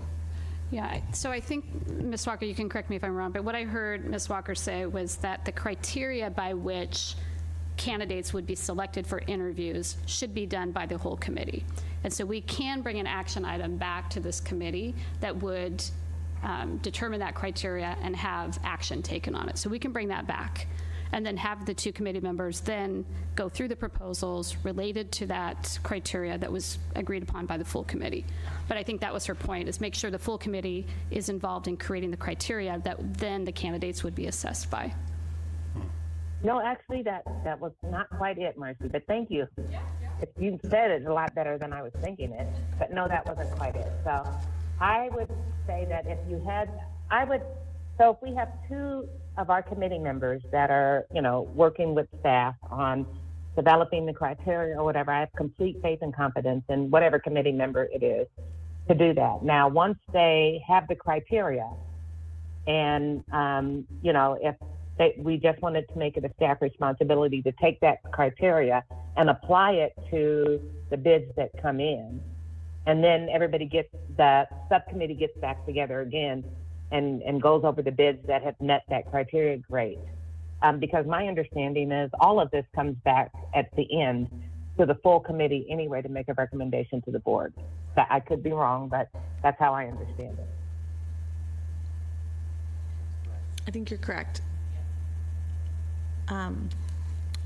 Any other questions, Ms. Walker?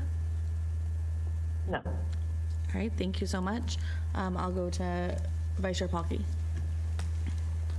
Thank you, Madam Chair. I agree with President Taylor's comments earlier, and I think it's a better use of our time as to sort of have a smaller group and then bring it back to the subcommittee for final review. So just to add to that, so thanks. Thank you. I'll go to Ms. Ortega. I just want to clarify that what Doug described, I believe, is what we did last time, which is, and it could be that you don't have enough people bidding and you end up with. Could you need people please speak into the mic? It could be that you end up with one entity in front of the full committee, but last time, as I recall, there were a couple who came, and the full committee then were able to look at the 2 or 3 that met the minimum screening criteria. And so the two identified committee members are really just focusing on meeting the minimum requirements and what the committee sees. But then whoever meets that criteria comes back before the full committee, right? That's what we're talking about doing. That's what I remember last time, but it's been a while. So. Yes, that's very similar to the prior. And that's option one. That's right. Okay. I'm in support of that process. Thank you. Thank you. And now I'll go to Mr. Pacheco. Yeah, so after hearing my colleagues and so forth, I understand now I'm more educated on this particular option. So I also would concur that option one is the more viable option in this particular case, especially given how we would do it in evaluating the particular request for proposals. So I feel that it is a good idea. So I would like to make the motion to move with option number one. So let me go back and read exactly how it is. I would approve the development scope of service selection process and estimated timeline for the request for proposal for the board primary executive and investment compensation consultant, with including option one as the method. All right, thank you. So that motion has been made. I will second. And Ms. Walker will second. Thank you so much, Ms. Walker. And can I get a roll call vote, please? Kevin Pauky. Aye. Lisa Middleton. Aye. Lorena Ortega. Aye. Jose Luis Pacheco. Aye. Teresa Taylor. Aye. Yvonne Walker. Aye. Thank you so much. That motion has passed. Thank you, committee, for the discussion. Thank you, staff, for the information. And we will now go to summary of committee direction. I didn't have any. We had the 3 action items, so I think that was it. All right, thank you. And is there any public comment on non-agendized items? Okay. Well, thank you so much, everyone, and we will adjourn this meeting. I think are we adjourning into lunch? Are we? The whole board meeting, and you guys want to break first and then, okay. Okay, yeah, that works for me. Should we reconvene at noon for the full board meeting, or that's 45 minutes? Just give us 45 minutes. It is. I already found out. Okay, so we will reconvene into lunch and reconvene into the Board of Administration meeting at 12 o'clock. Well, give it 12:05. I'm sorry, 12:05. Yeah. Now I understand. Thank you. 45 minutes out.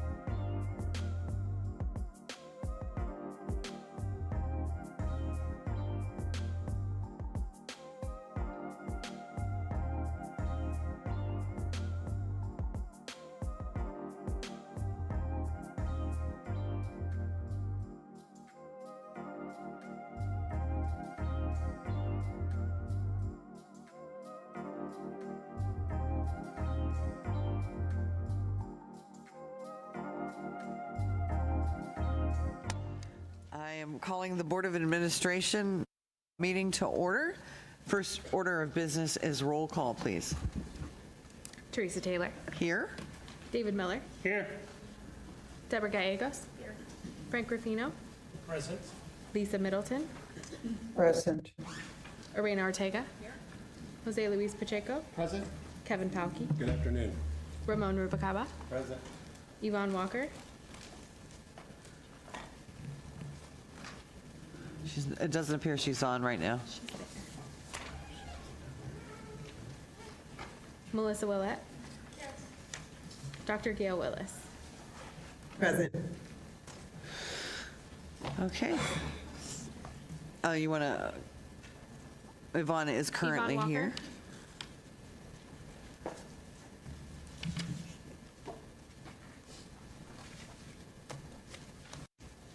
All right. So I'm going to read the attestation language and then go into the Pledge of Allegiance real quick. So good afternoon, board members. We're not all present in the same room, and we have board members participating from remote locations that are not accessible to the public. Bagley Keene requires that remote board members to make certain disclosures about any other persons present with them during an open session. Accordingly, the board members participating remotely must each attest either that one, they are alone, or two, if there are one or more persons present with them who are at least 18 years old, the nature of the board member's relationship to each person. At this time, I will ask our Kayla to ask each remote board member to attest accordingly. Lisa Middleton. I attest that I am alone. Yvonne Walker. I attest. And Dr. Gail Willis. I attest. All right, thank you very much. With that, I move on to the Pledge of Allegiance, and I have asked Ramon Rubacaba to lead us in the pledge.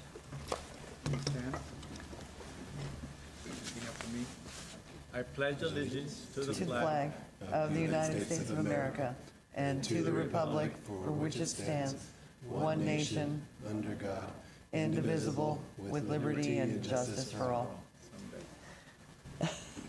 Thank you, Mr. Rubacava. So good afternoon. Thanks everyone for being patient. I know we had committee meetings this morning. We've had 2 long but important days of committee meetings, so I sort of wanted to go over those. And I do want to begin by offering appreciation and gratitude to our investment and health teams for their incredible work. There was a lot of information that, and they did a great job of covering the information. So thank you very much.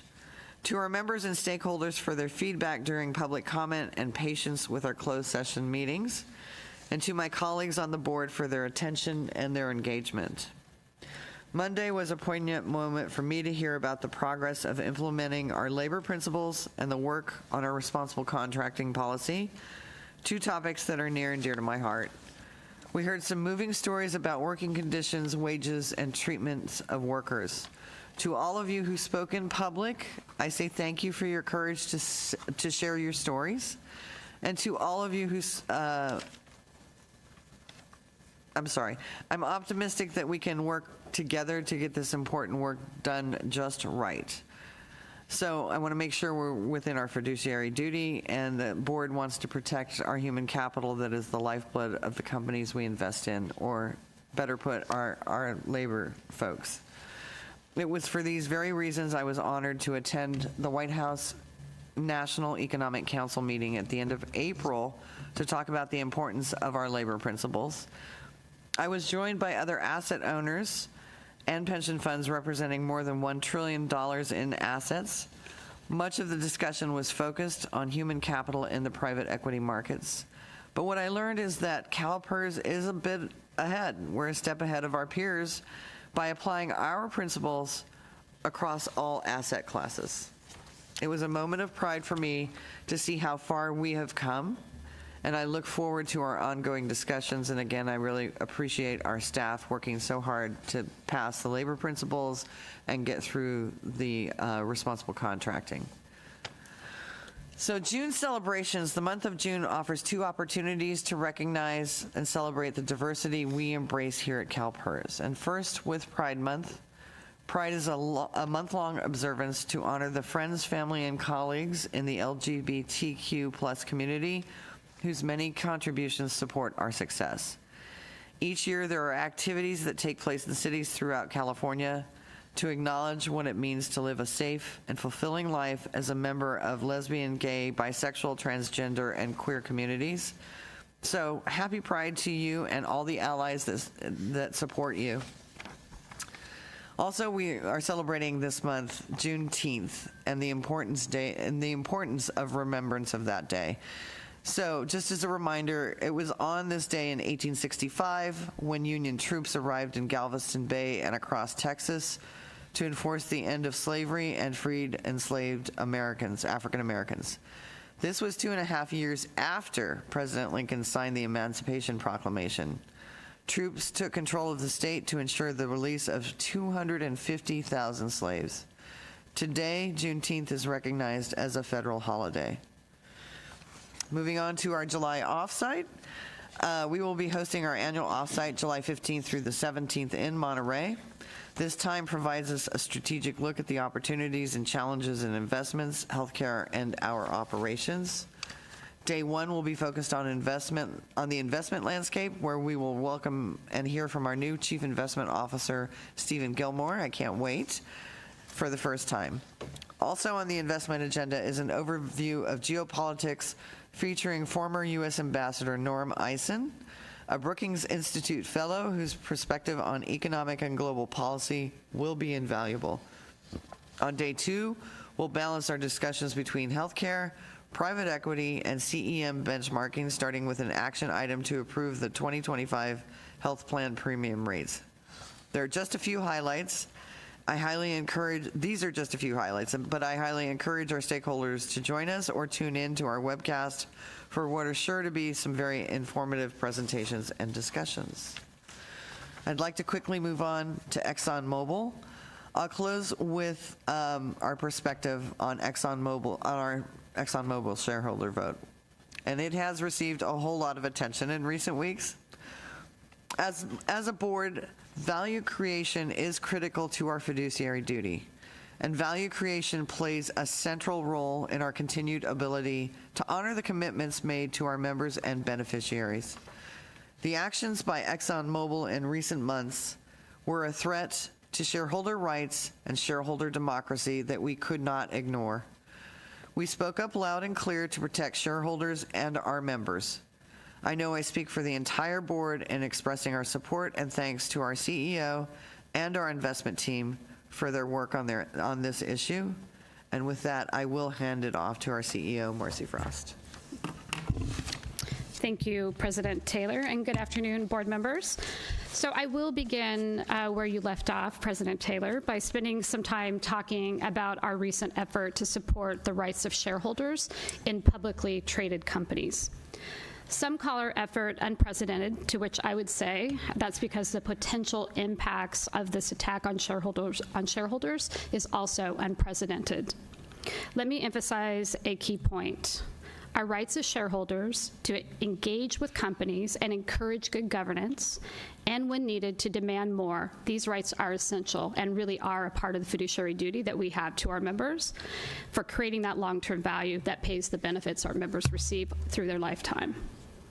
We must hold company directors accountable when that company seeks to limit or block the role of shareholders in asking questions, having a say, and suggesting ways to improve their profitability. And that's why we voted against all directors and the CEO at ExxonMobil. We hold them responsible for the company's lawsuit against Arjuna Capital in a Texas federal court. We hold them responsible for the company's refusal to use the existing regulatory process to respond to Arjuna's shareholder proposal. We also hold them responsible for refusing to drop the lawsuit even after Arjuna withdrew its shareholder proposal and promised to never, let me repeat that, they promised to never again submit that same proposal. We went directly to ExxonMobil with our view that the lawsuit is unwarranted. Our team had lengthy conversations with the company, including one between their CEO, Darren Woods, and myself. But when it was clear that ExxonMobil wouldn't change course, we made our decision to vote against all of its leaders. Our public awareness efforts in the days after that decision were intended to help CalPERS members and stakeholders understand why shareholder rights are so important, and really what we were trying to accomplish with our vote. We protect members' benefits by engaging with companies to address risks when we see them. An attack on any shareholder can easily turn into an attack on all shareholders. So let me talk a little bit about our communication efforts. I think the efforts really did have an impact. We received more than 1,100 emails from members, CalPERS members, in response to the open letter that President Taylor and I sent on May 20th. In the week that followed, several of our social media posts were our most viewed and engaged with content of the last year, and probably the last several years. We just didn't track it back beyond the year.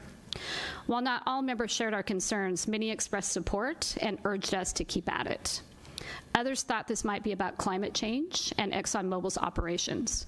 And that's why we have said many, many times this could have been any company and any issue. The fundamental rules of what's known as shareholder democracy were why we got involved.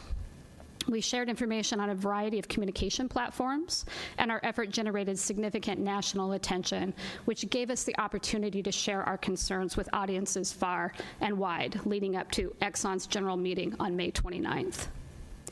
So ExxonMobil, not surprisingly, did declare victory when its directors won re-election. But recall, there wasn't an alternate slate of directors candidates, and we knew this was not going to result in cleaning house, but that wasn't the intent.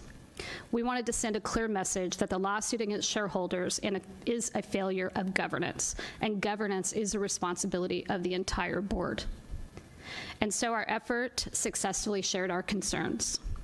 It's not right to use the courts to address a shareholder issue when there's an existing SEC process that works well. And with the lawsuit still active, the threat to shareholder rights remains in play.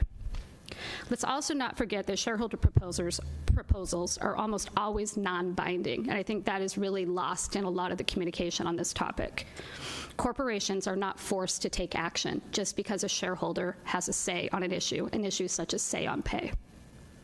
And while ExxonMobil insists the lawsuit was prompted by shareholders who kept filing the same proposal year after year, the fine print does suggest otherwise.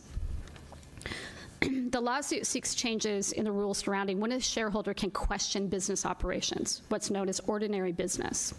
That would devalue the role of the investors who actually own that company. We did the right thing by raising this issue and pointing out that this is not an isolated fight. As a large investor, we have an obligation to address risks to our capital, and we need to do that head on. We'll continue to monitor this lawsuit and determine whether we believe there are necessary actions ahead of us. Another proxy case in the news is how we plan to vote at the Tesla general meeting tomorrow. At issue is a critical aspect of corporate governance, executive compensation, and whether Elon Musk, the CEO of Tesla, should receive a large compensation package that was blocked by a judge earlier this year. So I want to clearly state for the record that we did not support the CEO compensation package when it was first approved by shareholders back in 2018. And I need to really be clear about that. I gave some inaccurate information on an interview that I need to clear up in this report.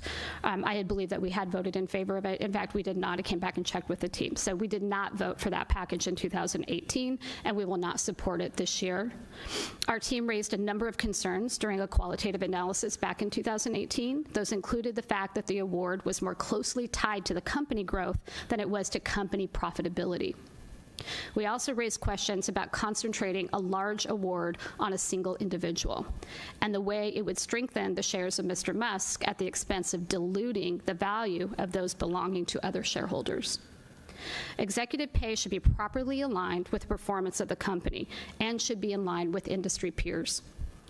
6 years later, we see many of the same problems, even as the value of the original agreement is now 18 times larger than it was back then. And when compared with other high-performing companies such as NVIDIA and Advanced Micro Devices, Mr. Musk's annualized pay package is nearly 140 times larger. For these reasons, we will be casting our votes against the pay package at the annual meeting. Two prominent proxy advisory firms, ISS and Glass Lewis, have also encouraged investors to vote against the compensation. Mr. Musk may seek to distort our position, but we believe our policies protect our members' interests and our exclusive responsibility to pay their benefits. In addition, earlier this year, a judge in Delaware invalidated Mr. Musk's pay package, calling it an unfathomable sum. The plaintiff's lawyers who won that lawsuit have now asked the court to award the firm over $5 billion in attorney's fees, taken in the form of Tesla stock. This, too, is outrageous, and like Mr. Musk's pay package, will dilute shareholders' interest in Tesla. Last night, we filed an objection to this request, joining other Tesla shareholders in protesting this would-be windfall, and we will announce our objection later this afternoon. So now on to some other events more specifically related to CalPERS. I'm very happy to report that our Pathways for Women event is back on August 26th and 27th. That will be in concert with Women's Equality Day. We have a great lineup of speakers. Many of those who were scheduled to speak last year when we had to postpone will be back this year on the agenda, so we're thrilled that they were able to free their schedules to do that. They will be joining us in Anaheim to tell their career stories. Some who were the first woman to hold a leadership role in that particular position or profession, others who will share what it takes to summon confidence and also how to develop a personal brand. The event kicks off with a keynote speaker in the afternoon, followed immediately by a networking reception where attendees can meet our speakers and connect with their peers. Day 2 offers a full complement of general sessions and a working session to share practical tips on winning communication techniques.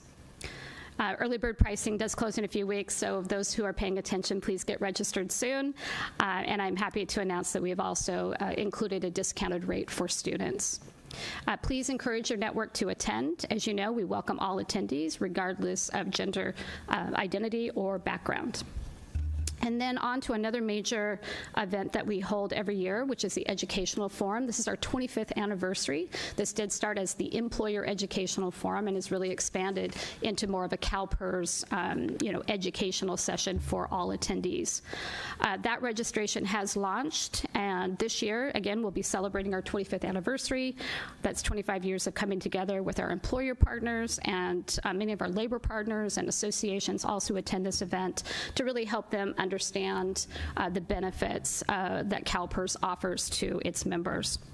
Whether working with our actuaries to plan their budgets or attending classes, exhibits, and one-on-one consultations, our employers do look forward to this event every year. It is very well attended, and we always look forward to hosting it. So this year, we'll be meeting in San Diego from October 28th to October 30th.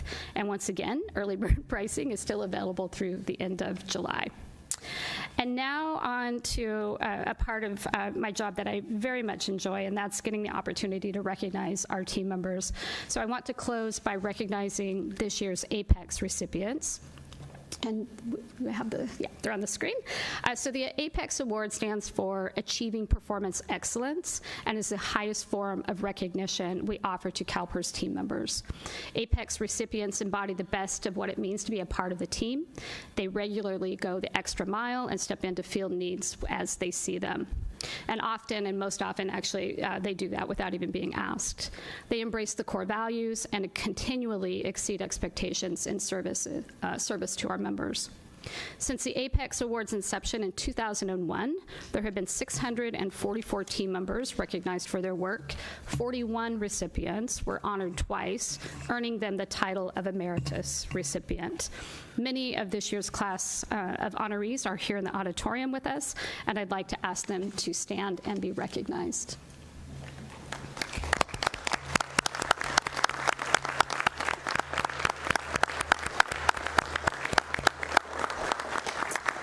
So thank you, and that does conclude my report, President Taylor, but I'm happy to take questions from any of the board. Any questions from board members? Not seeing any, so thank you, Ms. Frost.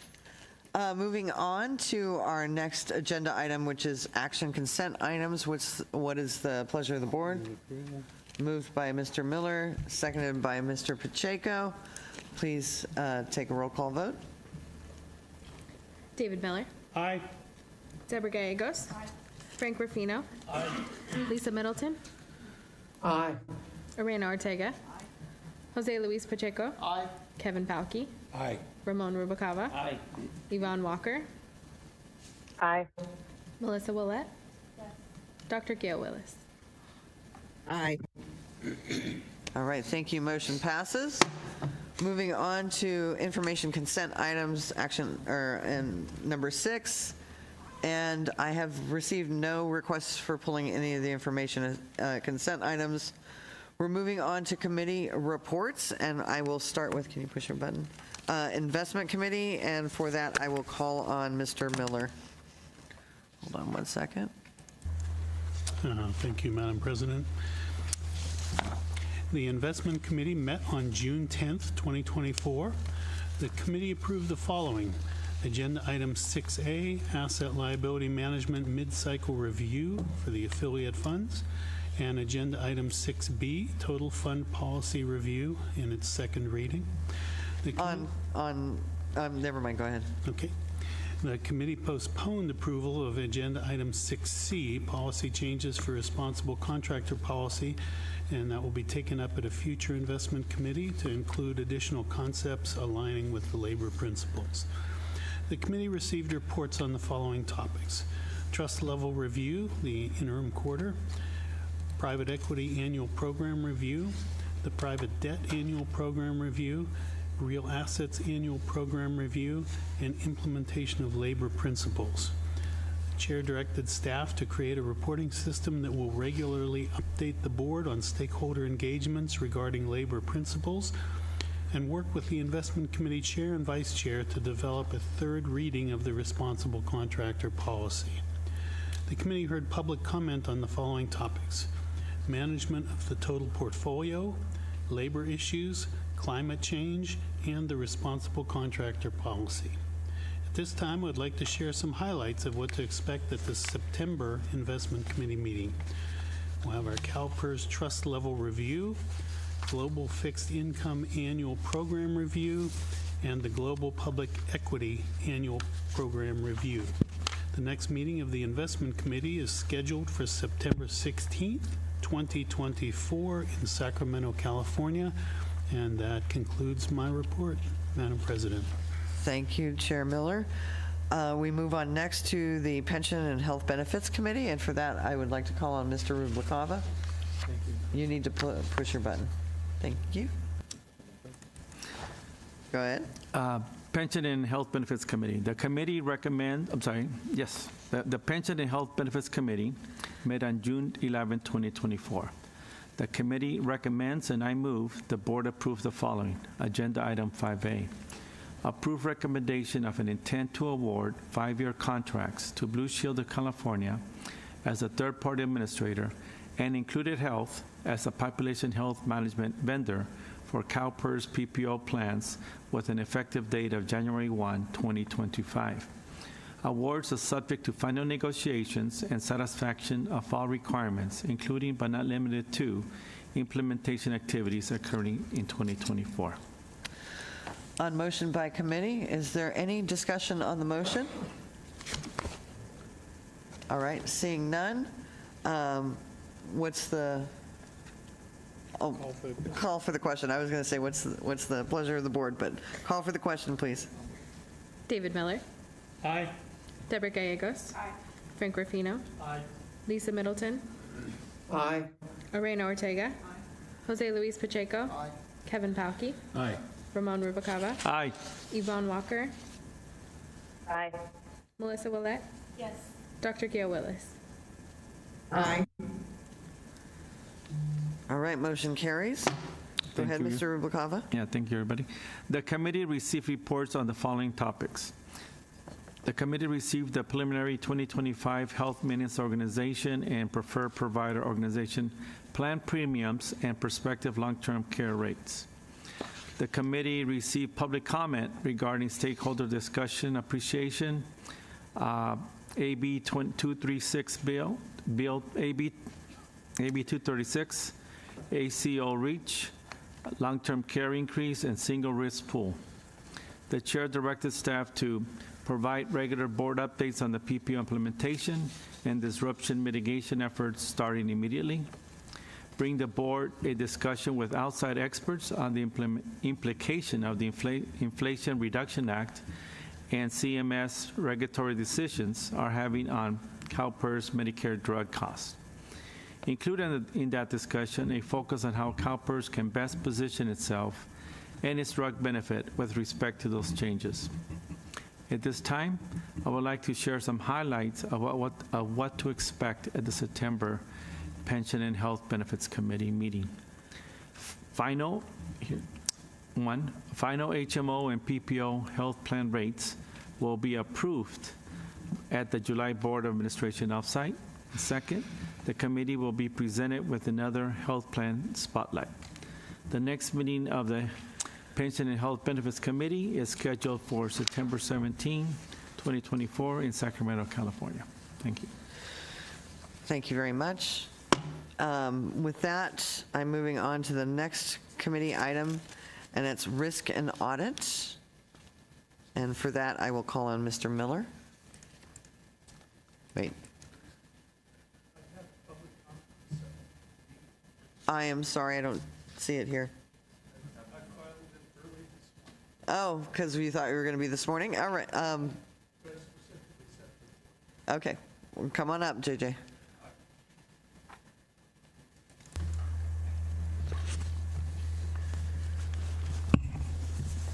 That'll teach me to be efficient and do it early. J.J. Jelensik, beneficiary. I did not expect you to listen, but I do want to take away your ability to say, gee, I didn't think about that. Yesterday, I listened to the staff say risk mitigation was based on sicker and healthier populations. In 2021, this board, at the recommendation of staff, eliminated health characteristics as a basis for risk mitigation and moved simply to costs. Costs have two elements. One is the units of care, and two is the cost per unit. Units of care correlate to the health of the population and to incentives created to overtreat. Costs per unit depend on the network, the vendor reimbursement rates, brand versus generic drug usage, appropriate sites of care, urgent care versus the emergency room, independent labs versus hospital labs, radiology clinics versus hospital, and appropriate care. X-rays instead of MRIs when an X-ray will do it. Geography, north versus south. None of these have anything to do with the health care of the health of the population. So why reward them? When Access Plus, which is a subsidiary, when Access Plus is being subsidized by TRIO, which is a subset of the most efficient providers, it's hard to say that we are actually trying to encourage competition based on quality and efficiency. When CalPERS Gold, with a smaller network and lower reimbursement rate, is subsidizing CalPERS Platinum, it is hard to keep a straight face while trying to argue that we want competition to be based on value. It's too late for this year, but I urge you to re-examine the basis for the risk adjustment.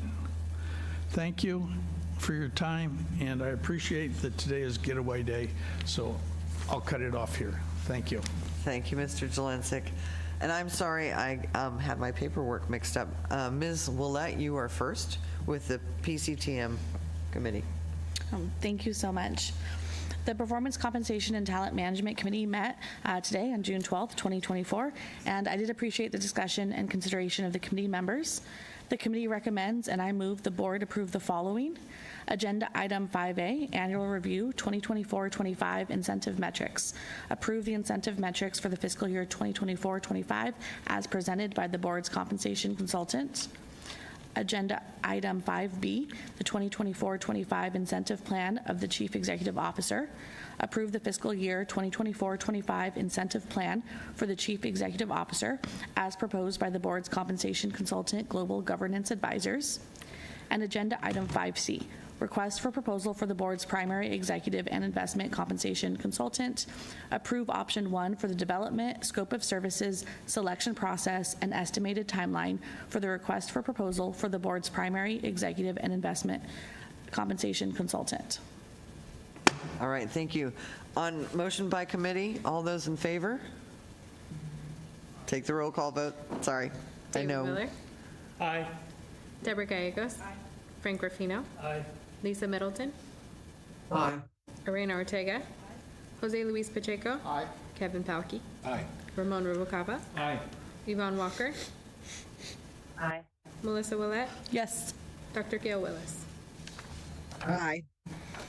Thank you. Motion carries. Go ahead, Ms. Willett. A highlight of what to expect at the September Performance, Compensation, and Talent Management Committee meeting is that the committee will conduct the annual performance evaluation of the Chief Executive Officer and review the CEO's report of fiscal year 2023-24 performance for executive and investment management positions in closed session.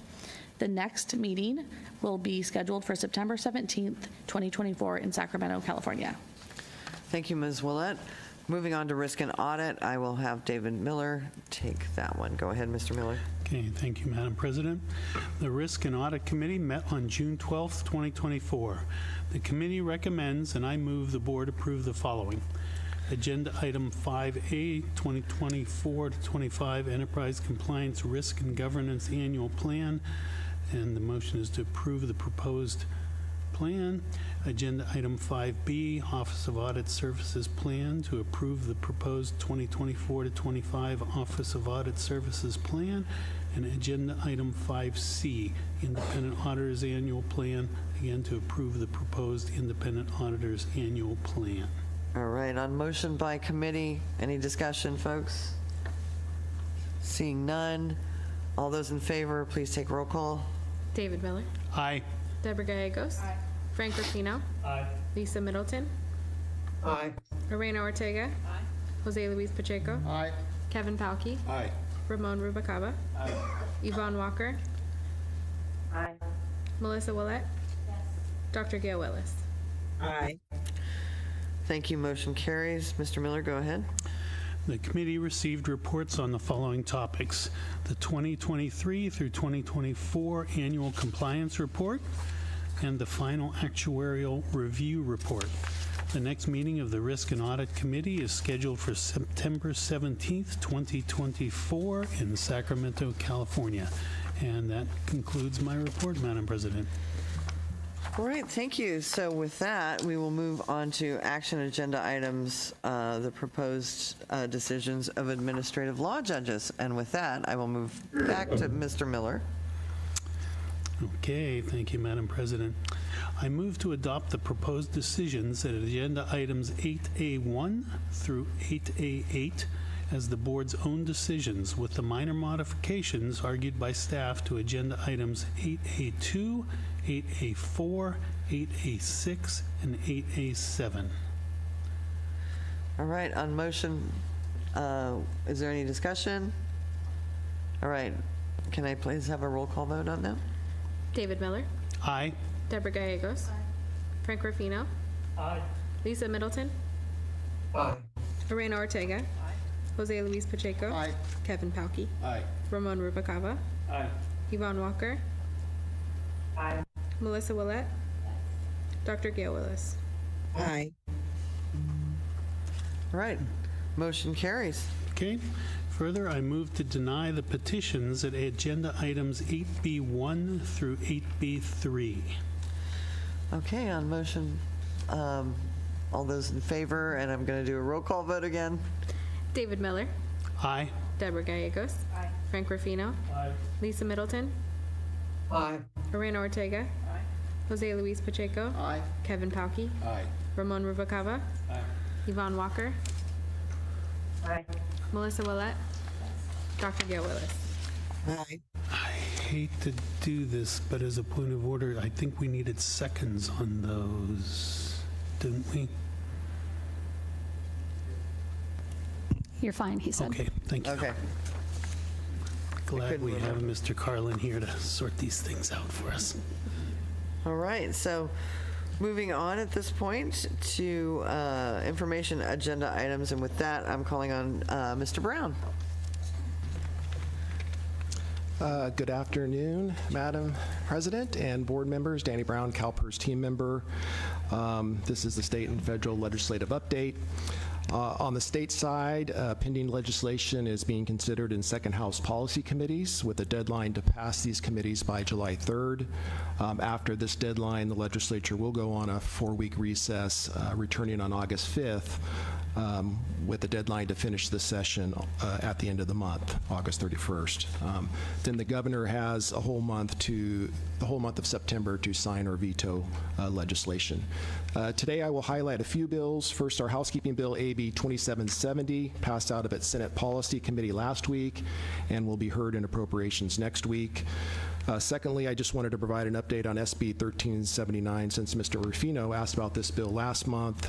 As introduced, this bill would have provided an exemption to the 960-hour limit for certain retired annuitants employed by the city of Vallejo and Solano County. The bill was passed out of the Senate but was amended to limit the application to only retired annuitants that work for Solano County in the positions of deputy sheriff, evidence technician, or communications operator. There was also amendments that require Solano County to go through certain steps before hiring a retired annuitant, and amendments that placed restrictions on how much these retired annuitants can earn. And I think the purpose of these amendments, or the goal what the legislature was looking at, is trying to encourage full-time employees rather than make it easier for agencies to hire retired annuitants. And then next, since a number of stakeholders have raised it, I wanted to mention AB 3129, authored by Assemblymember Wood and sponsored by Attorney General Bonta. This bill requires a private equity group or hedge fund to provide written notice to and obtain the written consent of the Attorney General prior to taking control of or acquiring a healthcare facility or provider group, so that the AG can assure that the transaction is in the public interest. This bill is scheduled to be heard in Senate Health on June 26, followed by Senate Judiciary on July 2nd. And then finally, Senate Bill 252, the divestment from fossil fuel companies bill, has been set for hearing in the Assembly Public Employment and Retirement Committee for June 19th. As you know, as a precursor to this bill hearing, the legislature held a joint informational hearing on May 29th to allow CalPERS and CalSTRS to discuss our emerging climate investment initiatives. Ms. Frost and Mr. Cohen did a great job discussing our approach to addressing climate change risk and our sustainable investment plan. The hearing generated a very thoughtful discussion, and the members look forward to hearing about our progress. We received a lot of positive feedback after the hearing, and we are hopeful the dialogue will have an impact on the upcoming hearing on SB 252. Moving to the federal update, one of the bills moving through the House this week is the National Defense Authorization Act. Members of Congress have submitted over 1,000 amendments to this annual must-pass legislation.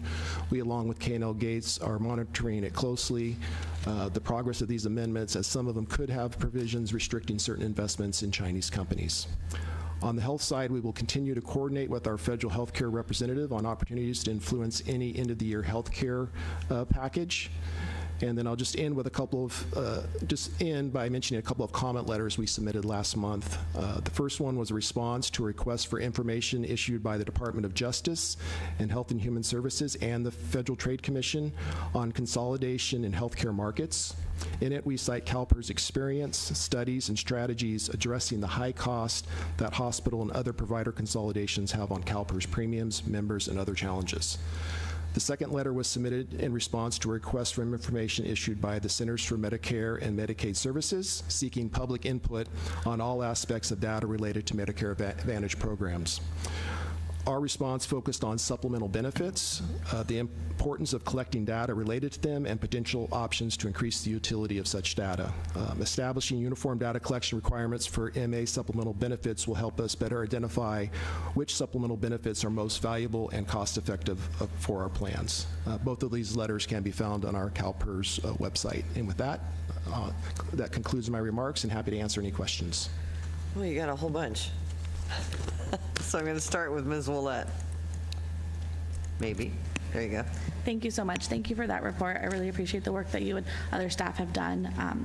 I wanted to put on the radar AB 2284, authored by Grayson, as a county employee's pension or pension compensation. And it's my interpretation that this bill, if passed, would not impact CalPERS, or not directly, but I do think it is in the public pension ecosystem, and there has been question on if this bill is an opening wedge or opportunity to either chip away at PEPRA, the Alameda decision, or other pensionability designations. And so it does feel prudent to know this bill and monitor if you have an update or if you would like to add it to the list. Sure, yeah, and we are definitely monitoring all of the 37 at-county bills. We don't necessarily put them on the list, but we're happy to put them on the list, and we are, providing feedback on the bill to GovOps and the governor's office on these bills. And I think to your point, I mean, we don't see it being a chipping away at PEPRA. In fact, it's actually using the same definition that CalPERS uses for group and class of employees. So it's just trying to make it consistent with what we're doing. Again, 37 at-county systems may have a different opinion, but I think from our perspective, it's consistent with how we're treating our employees or our members. Okay. Do we have an opinion on it? How are we taking a support or oppose position? I mean, again, our practice isn't to recommend positions on bills that don't directly impact our members, so we don't have a formal position on it. Thank you. Thank you, Chair. All right, Mr. Pacheco. Yes, thank you, Madam President Taylor, and thank you, Mr. Brown, for your awesome comments. As always, I always enjoy these particular this section of the Board of Administration building. I want to first of all congratulate you on all the material you presented to me. It is very comprehensive, and all the bills that we're monitoring are good. So I'm really happy about that. I do want to pull a particular one, AB 3129 Woods, the healthcare system and consolidation for board action and consideration. That is the healthcare system and consolidation aspect of that.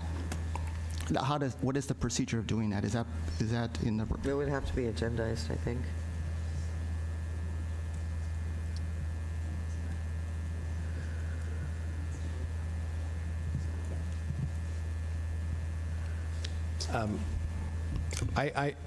I'm not sure what the exact procedure is. I think the board just can bring it up for discussion since it is on the board list, and then have a discussion and Can we have a discussion? Can we just, is that the proper procedure? The board can actually take an action. They can pull an item off the report and take action if you so choose.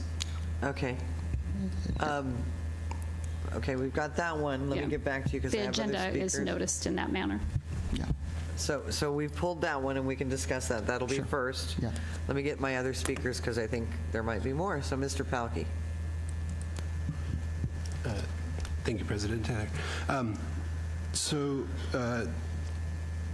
let me start with, I'd also like to pull 1092 in that similar fashion as Mr. Pacheco. Okay, sorry about that. But in which is the AB 1092 from Woods. Woods, yeah. Also? Okay. Yes. The consolidation of healthcare service plans. Okay. And then go ahead. And then just to sort of ask another question, SB 252, Gonzalez, it's showing that it was amended. Has those amendments changed the aspect of that bill, or what are those amendments? They were very minimal, and it was probably just to allow other members to add on as co-authors to the bill. So there was nothing substantial to those amendments. Okay. Thank you. And let me just, on AB 1092, mention that that bill is sitting on the Senate suspense file, which means that it's likely, dead for the year. Okay. So bill was introduced last year and made it to the second House Senate suspense file, and then it was held on suspense. Okay, and that's the one that you talked about, right? The Attorney General has to approve. This is a different bill that was introduced by Wood. No, AB 3129 is also by Wood, but it's a different bill than 1029. So I'm reading 1092. And it says, among other things, requires health care service plan intends to acquire or obtain control, must secure approval from the director of DMHC. Where's 1092? And then the Attorney General. So it's also kind of similar. So I think it's similar, but it was targeting a different group of folks. So Okay. this was looking at, like I said, as you said, healthcare service plans that are looking to consolidate versus the current bill 3129 is focused on public or private equities who are buying or acquiring healthcare facilities or provider groups. Okay. But I think in the past we have supported these types of consolidation bills that have been broader and focusing on all forms of consolidation versus just certain types of consolidation. Okay, so I'm going to finish with Mr. Palkey. So I'll retract my... You're going to retract it, so I'm going to cross that off. Thank you. Is that it? That's it. Okay, Ms. Gallegos. Thank you. Strange saying this. I feel like I'm new still, which I guess I am. I want to just ask a point of clarification on these updates. When we say here, or when it says CalPERS position, NA monitoring, oppose, or support, this is staff's view. Is that correct? Because we have not voted on all of these, and I just want to make sure that if it's reflecting something that the board is doing, that we've had a voice in it. For CalPERS position, if something's listed, that means the board has voted and taken a position on it. If the action taken is just to give the board some information as like what we're doing behind the scenes on some of these bills, even though you may not have taken a position on them, but we're working on them, or if you have taken a position, what we're doing on those bills with what work we're doing. Okay. There are just some here I don't recall voting on, but it could be because they were consent items. Great. Thank you. And Mr. Rubalcaba. Thank you, Madam President. Danny, thank you again for all the work you do. I particularly appreciate the comment letters that have been submitted in response to CMS, the consolidation of health systems and all that. It was a very good letter. I shared it with some people. And I'm glad we're also submitted one on Medicare supplemental plans. I missed that one. But I was wondering if you could give us a little bit of background or the status of SB 729, the healthcare coverage, infertility, and fertility treatment.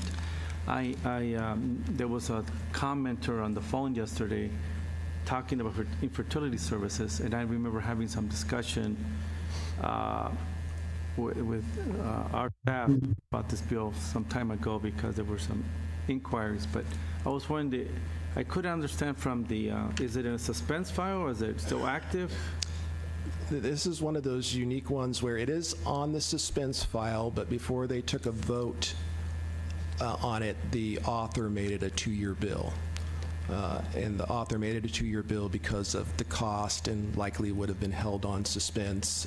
Unfortunately, the budget situation hasn't got any better this year, and so I think that there continues to be concern about the cost of this bill on the budget. So we've had conversations with the sponsors, trying to look for ways to make the bill cheaper. And as you, I think, know maybe what, CalPERS obviously could tackle this issue on their own. This here would mandate health plans to cover this benefit, and therefore it does, put a cost on the state budget, general fund. So I think that right now, I think the author and the sponsors are looking for ways to reduce the cost if they want to have a viable chance of trying to move this bill through the legislature. I appreciate the update, and if you could please continue to monitor and report back. Thank you. Did you want any, Mr. Rubalcaba, did you want any information from Mr. Molds on that? I think it's a cost prohibitive Bill, so we've I don't know talked. that we need Mr. Okay. We've talked, and I just want to know the status. Okay. And as long as we continue to monitor, that'll be fine. Thank Okay. you.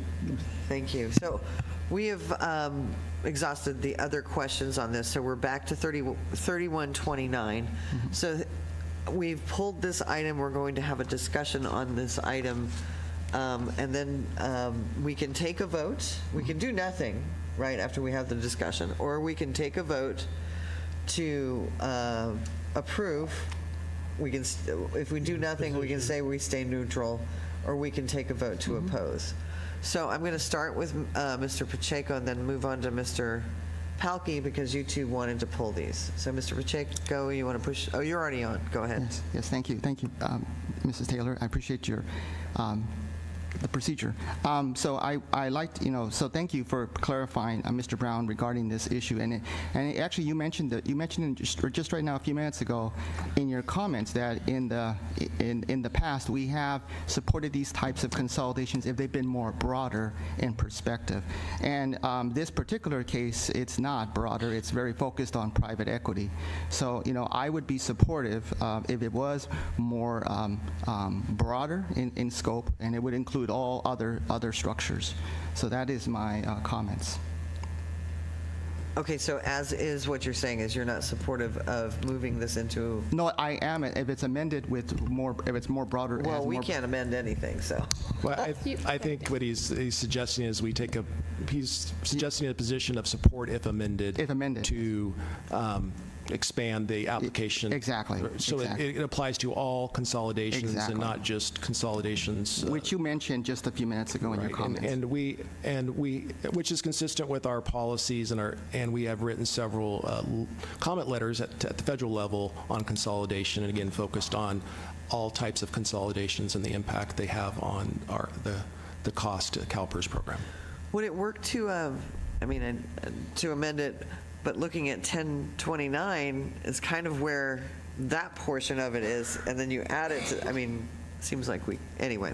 But that's, I think it makes sense to support it if we're talking about Sutter buying up a whole bunch of hospitals or Kaiser buying up whatever it is, right? Right, and this bill does not apply to those types of consolidations. So we would support if amended is what your conjecture is? Yes, ma'am. Okay.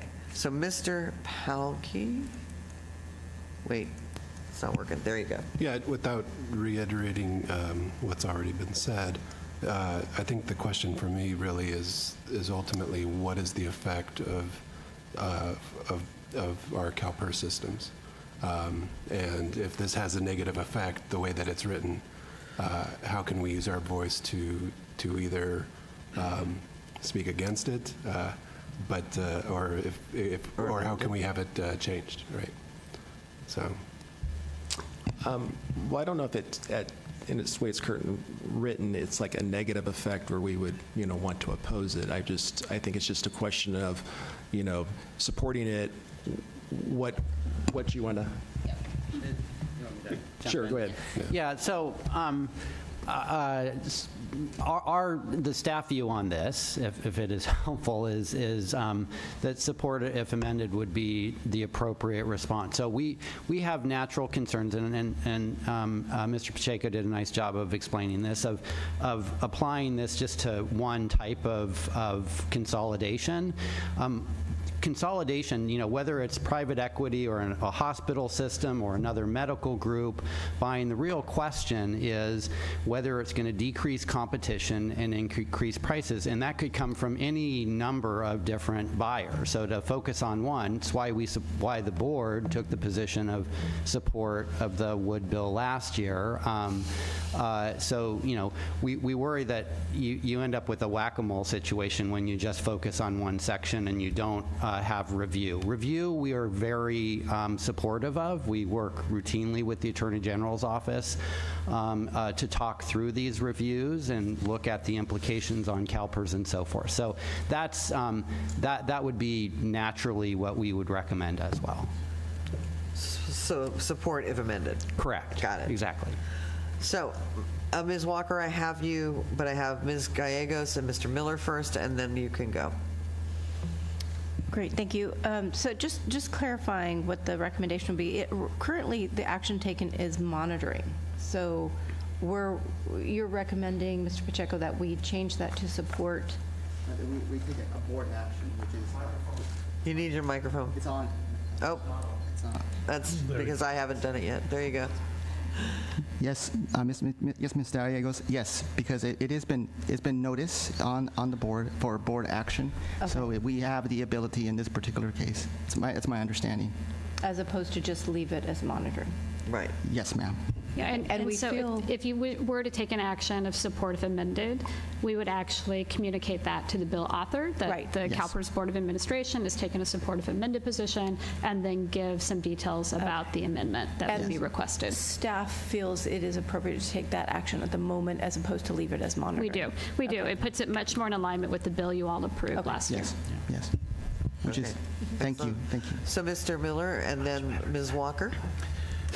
Yeah, and to me, you know, in an ideal world, it wouldn't be limited, but as it's written now, and so, you know, support if amended versus an oppose unless amended kind of thing, because ultimately, you know, I really, you know, I think our Attorney General is pretty outstanding, and I would love to have our Attorney General's office looking at this stuff more closely. But I think to go forward and send that message to the author and be able to engage with that author and maybe have an improvement, and ultimately, you know, who knows, maybe it's still limited and we can still find our way to support it. But I think this initial step, and we can always come back if there are changes or not, and move to a support or an oppose unless amended or whatever. But I think it's a good step toward that, and it's consistent with where we were before. So I'm supportive of it. Okay, thank you. Ms. Walker?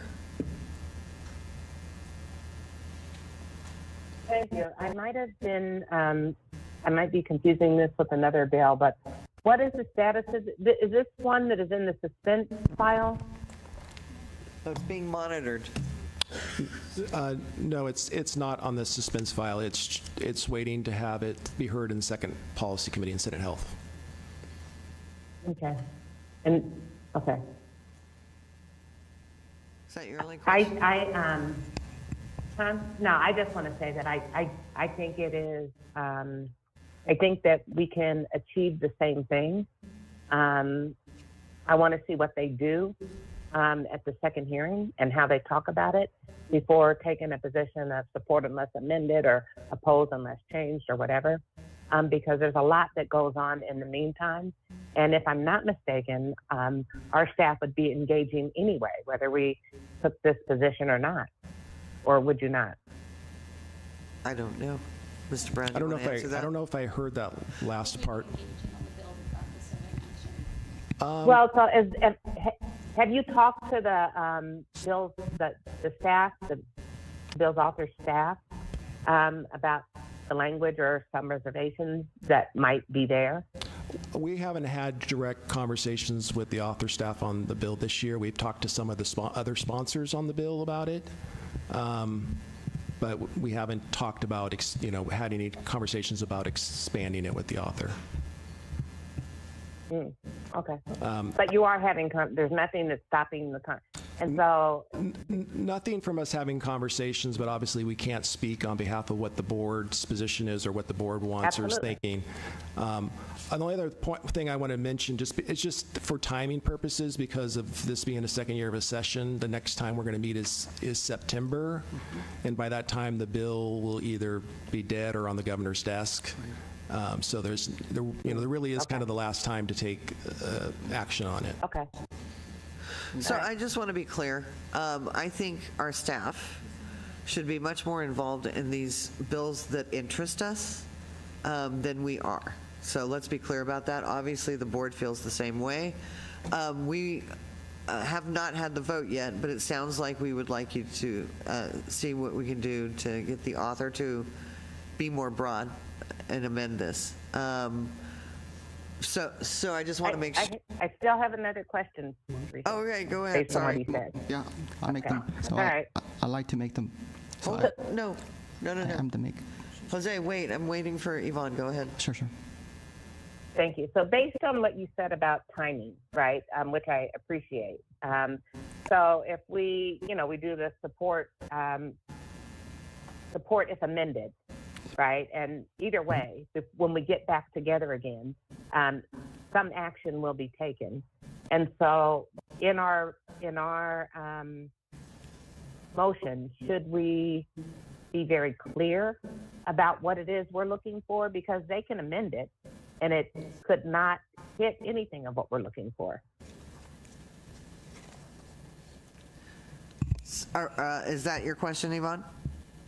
Yes. Okay.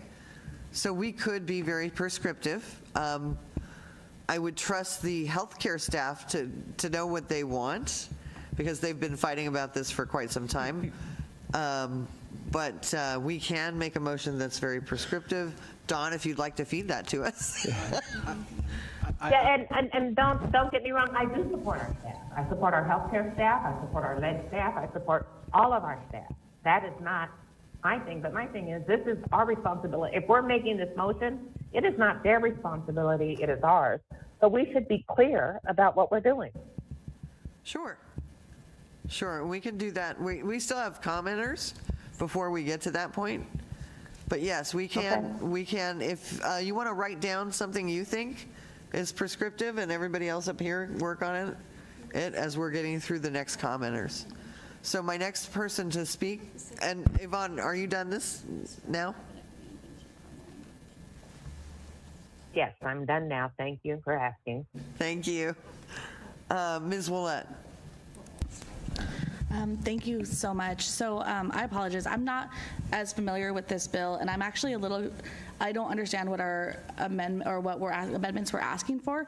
It is my understanding that the Attorney General already has the authority to block sales or consolidations, aka consolidations, for public hospitals, which he or she has exercised in the last 10 years. And the Attorney General already has very broad power to protect the health, safety, and welfare of the public through any sale whatsoever of public hospitals. And so I'm not sure how we want to make it broad without overlapping current law. And so without knowing more and what we're actually taking a support position on, I would not be comfortable supporting this board taking a position today. Thank you. And then Mr. Rublikova. Thank you, Ms. Millett, for giving a bit of background. I think the difference in this bill is it extends to the Attorney General the authority he or she has over the nonprofit section to the private section. So that's why it applies to private equity. So I guess the sponsor is the Attorney General, one of them, and he wants to have oversight over that. And I think I might have discussed it with somebody on staff, because I'm getting, and I know people that used to. Anyway, there's a lot of debate, because on one side you have on the support side will be people like the Health Access California, and opposition will be the American Investment Council, and California Chamber of Commerce, California Hospital Association, and the United Hospital Association. And so I'm not sure what other amendments we need, to be honest, because all it does is extend an authority the Attorney General already has over the nonprofits to the for-profits. And it creates, I think there's a window of review, and then there's an opportunity to get back. Let me look at the bill. I haven't read the bill. I read it last month and reviewed it real quickly yesterday, but I can't find I'm looking at the analysis now. But I think it seems something that, I mean, let me say this. I'm sorry for not being concise here. On the one hand, I think we should be concerned about consolidation. I mean, we submitted these letters to Congress, to various departments in Washington, D.C. about our concern about consolidation of health systems. and that's what this bill's about. And we have had testimony how private equity sometimes may be more interested in increasing short-term profits rather than efficiency in delivery of health services, access, and also quality of service. But on the other hand, I hear arguments that, at least some of the proponents are saying, that this allowing this bill would sort of somehow hinder investment in needed hospitals areas like rural or something like that. I'm not sure that's true, but I would feel more comfortable knowing a little bit more. I wish we had had a discussion before. We don't have to do anything. We can ask for something to come back. I will be comfortable. Thank you for the suggestion. Even though my gut reaction is it's something we should support, I think we have the due diligence to look at it ourselves. So I would think we should ask staff to come back with an analysis and perhaps a recommendation. Okay, so chair direction is I'm going to ask Danny to get some more information on this. There is an analysis in here that we've read. I would also like some consultation with the health department, so probably Mr. Moles, on what a wish list that would go in this bill would be. Happy to provide it. Okay. And then get back to us. It'll have to be in writing because we don't meet on this stuff until September, right? We could do it in July. We can do it in July? But schedule-wise, Danny, I'm not sure when this bill has its next hearing. Yeah, I don't either. It'll be during, the board offsite will be during the summer recess, so the bill will have been heard in 2 more hearings, Senate Health and Senate Judiciary. So. So option always is to continue to monitor this. We can provide you what you've requested, a committee direction, give more details on the impact of this bill. I think, Mr. Rubalcava, when you were talking about that this seems to be aiming toward the for-profit, there are other for-profit ownership styles other than private equity and hedge funds and venture. You've got provider groups, you've got hospitals that are also for-profits. And so I think the whole idea behind support, if amended, was to make sure that it more broadly applies to every ownership structure and not just directed at private equity and hedge funds. I see. So is it possible for us, if we're just going to monitor this and whether or not it gets passed, we won't know till, I have a feeling it probably won't, can we run a bill? I think actually what you could do, if I can make a suggestion, is take a support, if amended, position and cite the principle that it should apply broadly to expand the Attorney General's ability to monitor and act on mergers and acquisitions. The real danger for CalPERS is anti-competitive consolidation, which, as we've talked about a million times, is a killer for us on prices. So you could take a supportive, if amended, position, say what I just said, which is that we believe it should apply across the board to the review of any merger or acquisition, and leave it at that. Not just healthcare. No, not just private I'm sorry. equity. I mean, maybe, I don't know. I just do healthcare. But I was just speaking about healthcare. Madam President, since I still have the floor, I would like to support Trustee Pacheco in his intent to have a position of support, but I think it's appropriate to say we should maybe send a letter saying we're in support, but we would like to make it clear that we would like it to be broader in the sense that it covers all entities, all procedures, not just targeting private equity. See, well, that's what he said. Yeah, exactly what he said. That's what I would support. That's exactly it. Because we do favor competition, and consolidation doesn't help us all the time.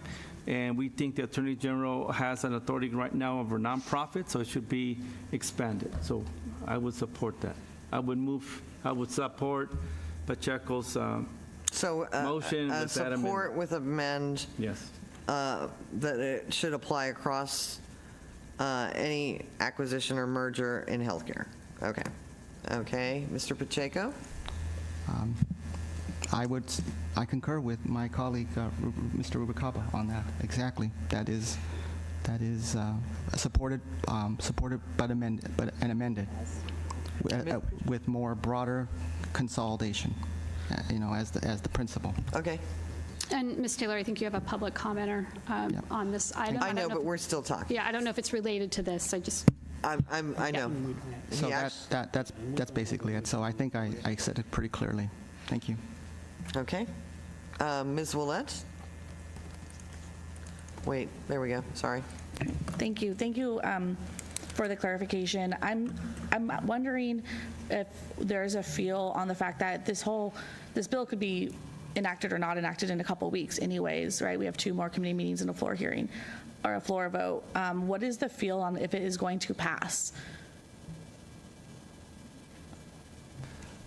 I think magic 8 ball. If I had to give a magic 8 ball, I think if it dies in appropriations because of the cost, the additional cost to the AG to administer this, as well as some other departments. So I think that would be where it likely dies, if it dies. Okay. And then just a second question, if that's okay. If looking at the list of supporters, on the record supporters and opposition, we have some of our allies in opposition to the bill and a lot in our allies in support of the bill. Would there be other ramifications for us taking a position for our stakeholders on both sides, that are on both sides? I don't believe there would be any surprises with our stakeholders, since you all did vote on this bill that is more broadly aligned. So it would be much more reflective of the discussion that you're having today. Bill 1092 was. So I don't think anyone would be surprised by the fact that you're supporting it if amended and that it would apply more broadly. Okay, sorry. And then thank you for that. Yeah.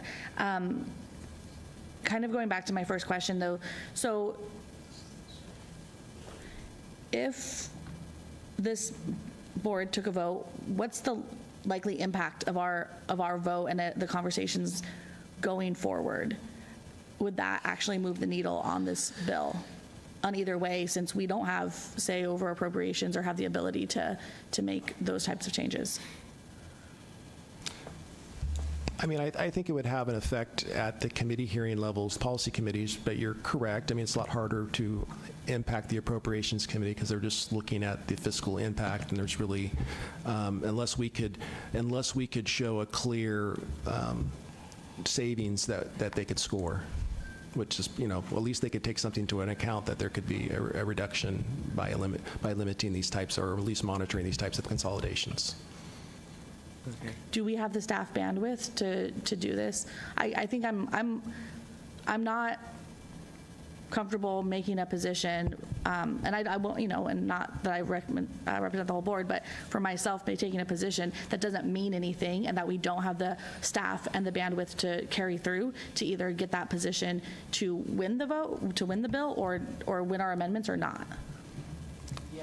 So we have weighed in on consolidation issues with individual legislators in the past, and just in conversations with them. One of the things that we did quite a lot a few years ago is talk with the committee staff, both on the Senate and on the Assembly side, about some of the implications that consolidation has for our prices. We've shared, I think you've all seen our heat map, which looks at the price variation across California. Price variation across California, and we've used that as a tool for some of these conversations, because there's a very tight correlation between the areas where there's low competition and there has been anti-competitive consolidation, and the very high prices. And when I talk about the differences between Northern California and Southern California, that is a difference of a competitive market in Southern California and a less competitive market in Northern California. So we certainly certainly, we've done that in the past. We're at Mr. Brown's disposal if that is helpful in any way, and always happy to have those conversations with legislators. Yeah. And my team has the bandwidth to meet, if the board takes a position, to meet with the members of the committee and advocate our position. So we will make the time to meet with everybody that we can meet with. Okay, thank you. Okay. Questions? Ms. Gallegos, I'm sorry. Then Ms. Middleton and Ms. Walker. I'm getting tired. Much. I think I am with Ms. Willett, Director Willett, in that I'm having a lot of heartburn on voting on something where we haven't fully flushed it out. I understand staff has, and I agree with the spirit or the intent of pulling it with a broader implication to the other asset classes. But I don't think we've flushed this out on the investment side. To Mr. Rubalcaba's point earlier, there is some tension between the work we do in investments and the work that we do in the health benefits area. And without having that flushed out fully, I don't know that we are ready to state support, even with amendments, because we don't know what those amendments are going to be. So I just wanted to echo my heartburn on not leaving this as a monitor with the direction for staff to continue to follow up and keep us apprised. But I don't think we have enough information. Personally, I don't think we have enough information to move forward on that. All right, thank you, Ms. Gallegos. Ms. Middleton, go ahead. All right, thank you. I support the comments and the recommendations that we got from Mr. Molds. No one has more experience on these issues. We have an absolutely long-standing concern when it comes to consolidation in the healthcare industry. And this is a bill that has potential of having impact on that consolidation. And with deep, deep respect to all of my colleagues, I think we're overthinking this one and trying to analyze what options we have before us. We have influence, but we do not have control here. Let's keep a seat at the table. Thank you, Ms. Middleton. Ms. Walker?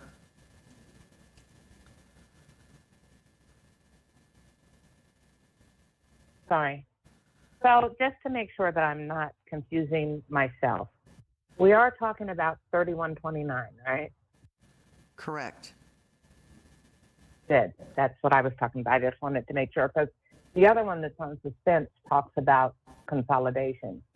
And so I got confused when people were commenting. And I just want to say that I think that we should not do things like this on the fly.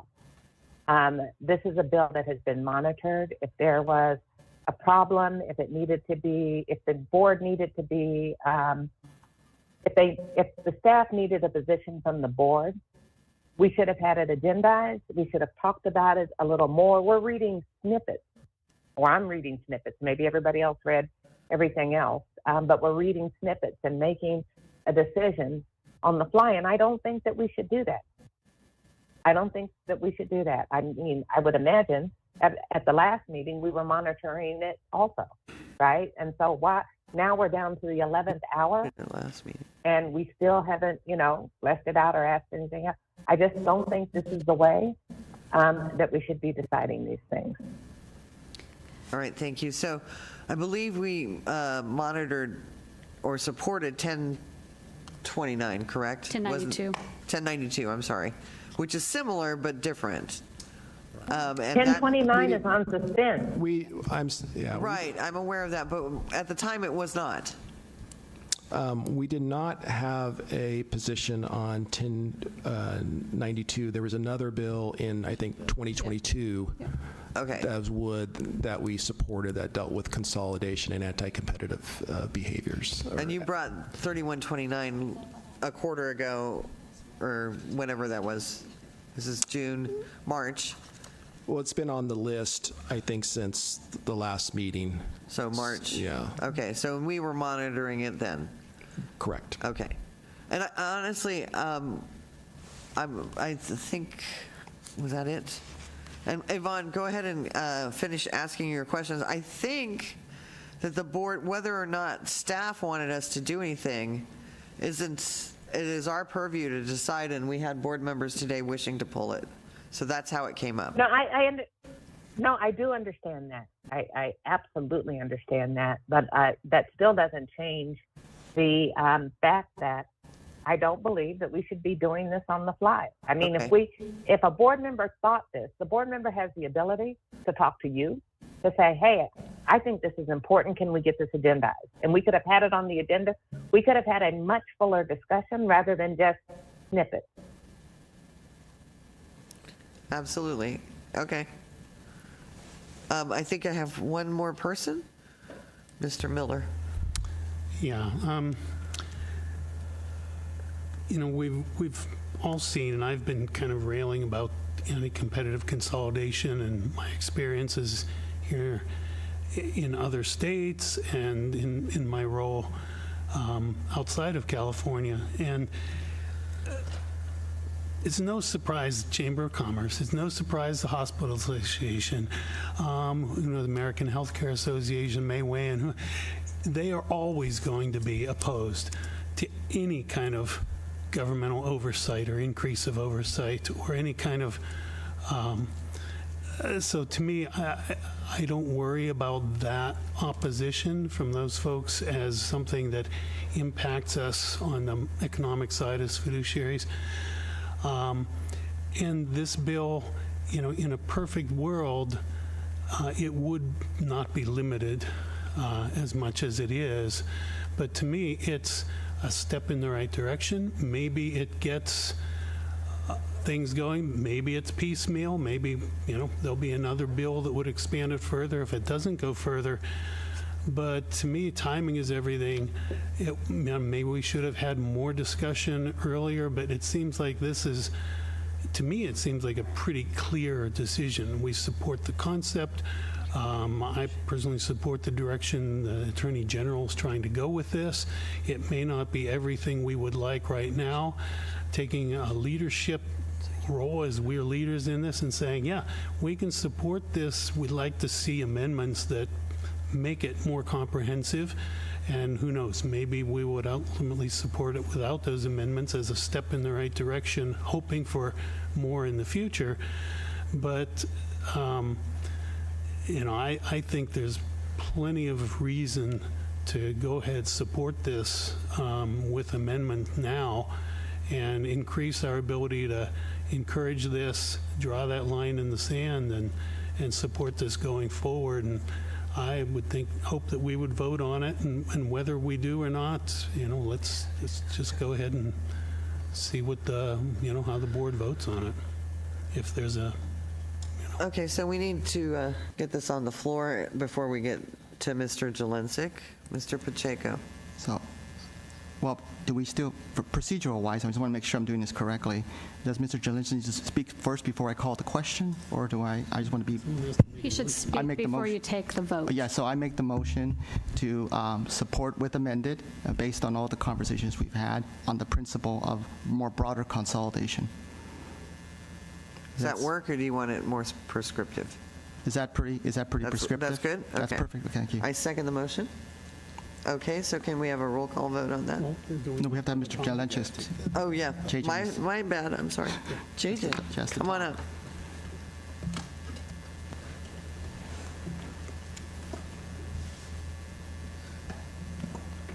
JJ Jelensik, beneficiary. Last time I didn't take it personally. This time I was beginning to feel a little personal about it. Members have brought this bill to your attention for months. and you've chosen not to do anything until today. That's unfortunate, but that's where we are. This bill is not a perfect bill. But a half a loaf is better than no loaf. And the other reality is the legislative calendar. There is not time for substantial amendments to this bill. It's either going to live or die as it is. I would encourage you to accept the half a loaf and actually support the bill. Thank you. Thank you, Mr. Jelensik.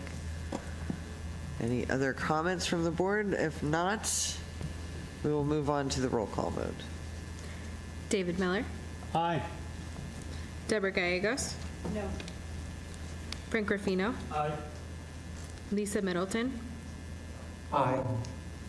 Lorena Ortega. Abstain. Jose Luis Pacheco. Aye. Kevin Palkey. Aye. Ramon Rubalcaba. Aye. Yvonne Walker. No. Melissa Willett. No. Dr. Gail Willis. I don't think she's here. All right. So motion carries. All right, motion carries. Thank you very much, everyone. That was a great discussion. Thank you. And with that, I think, thank you, Danny. Sorry we kept you up for there forever. We're in summary of board direction. Was there any? I did not record any board direction, but just as a reminder, when we do create this memo, you will receive a copy of the memo, so you'll know exactly what was communicated to the author. Thank you very much.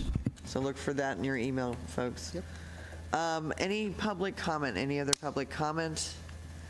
If not, we are adjourning the board meeting, and thank you very much, everybody, for a great session of meetings, and we will see you in July, hopefully.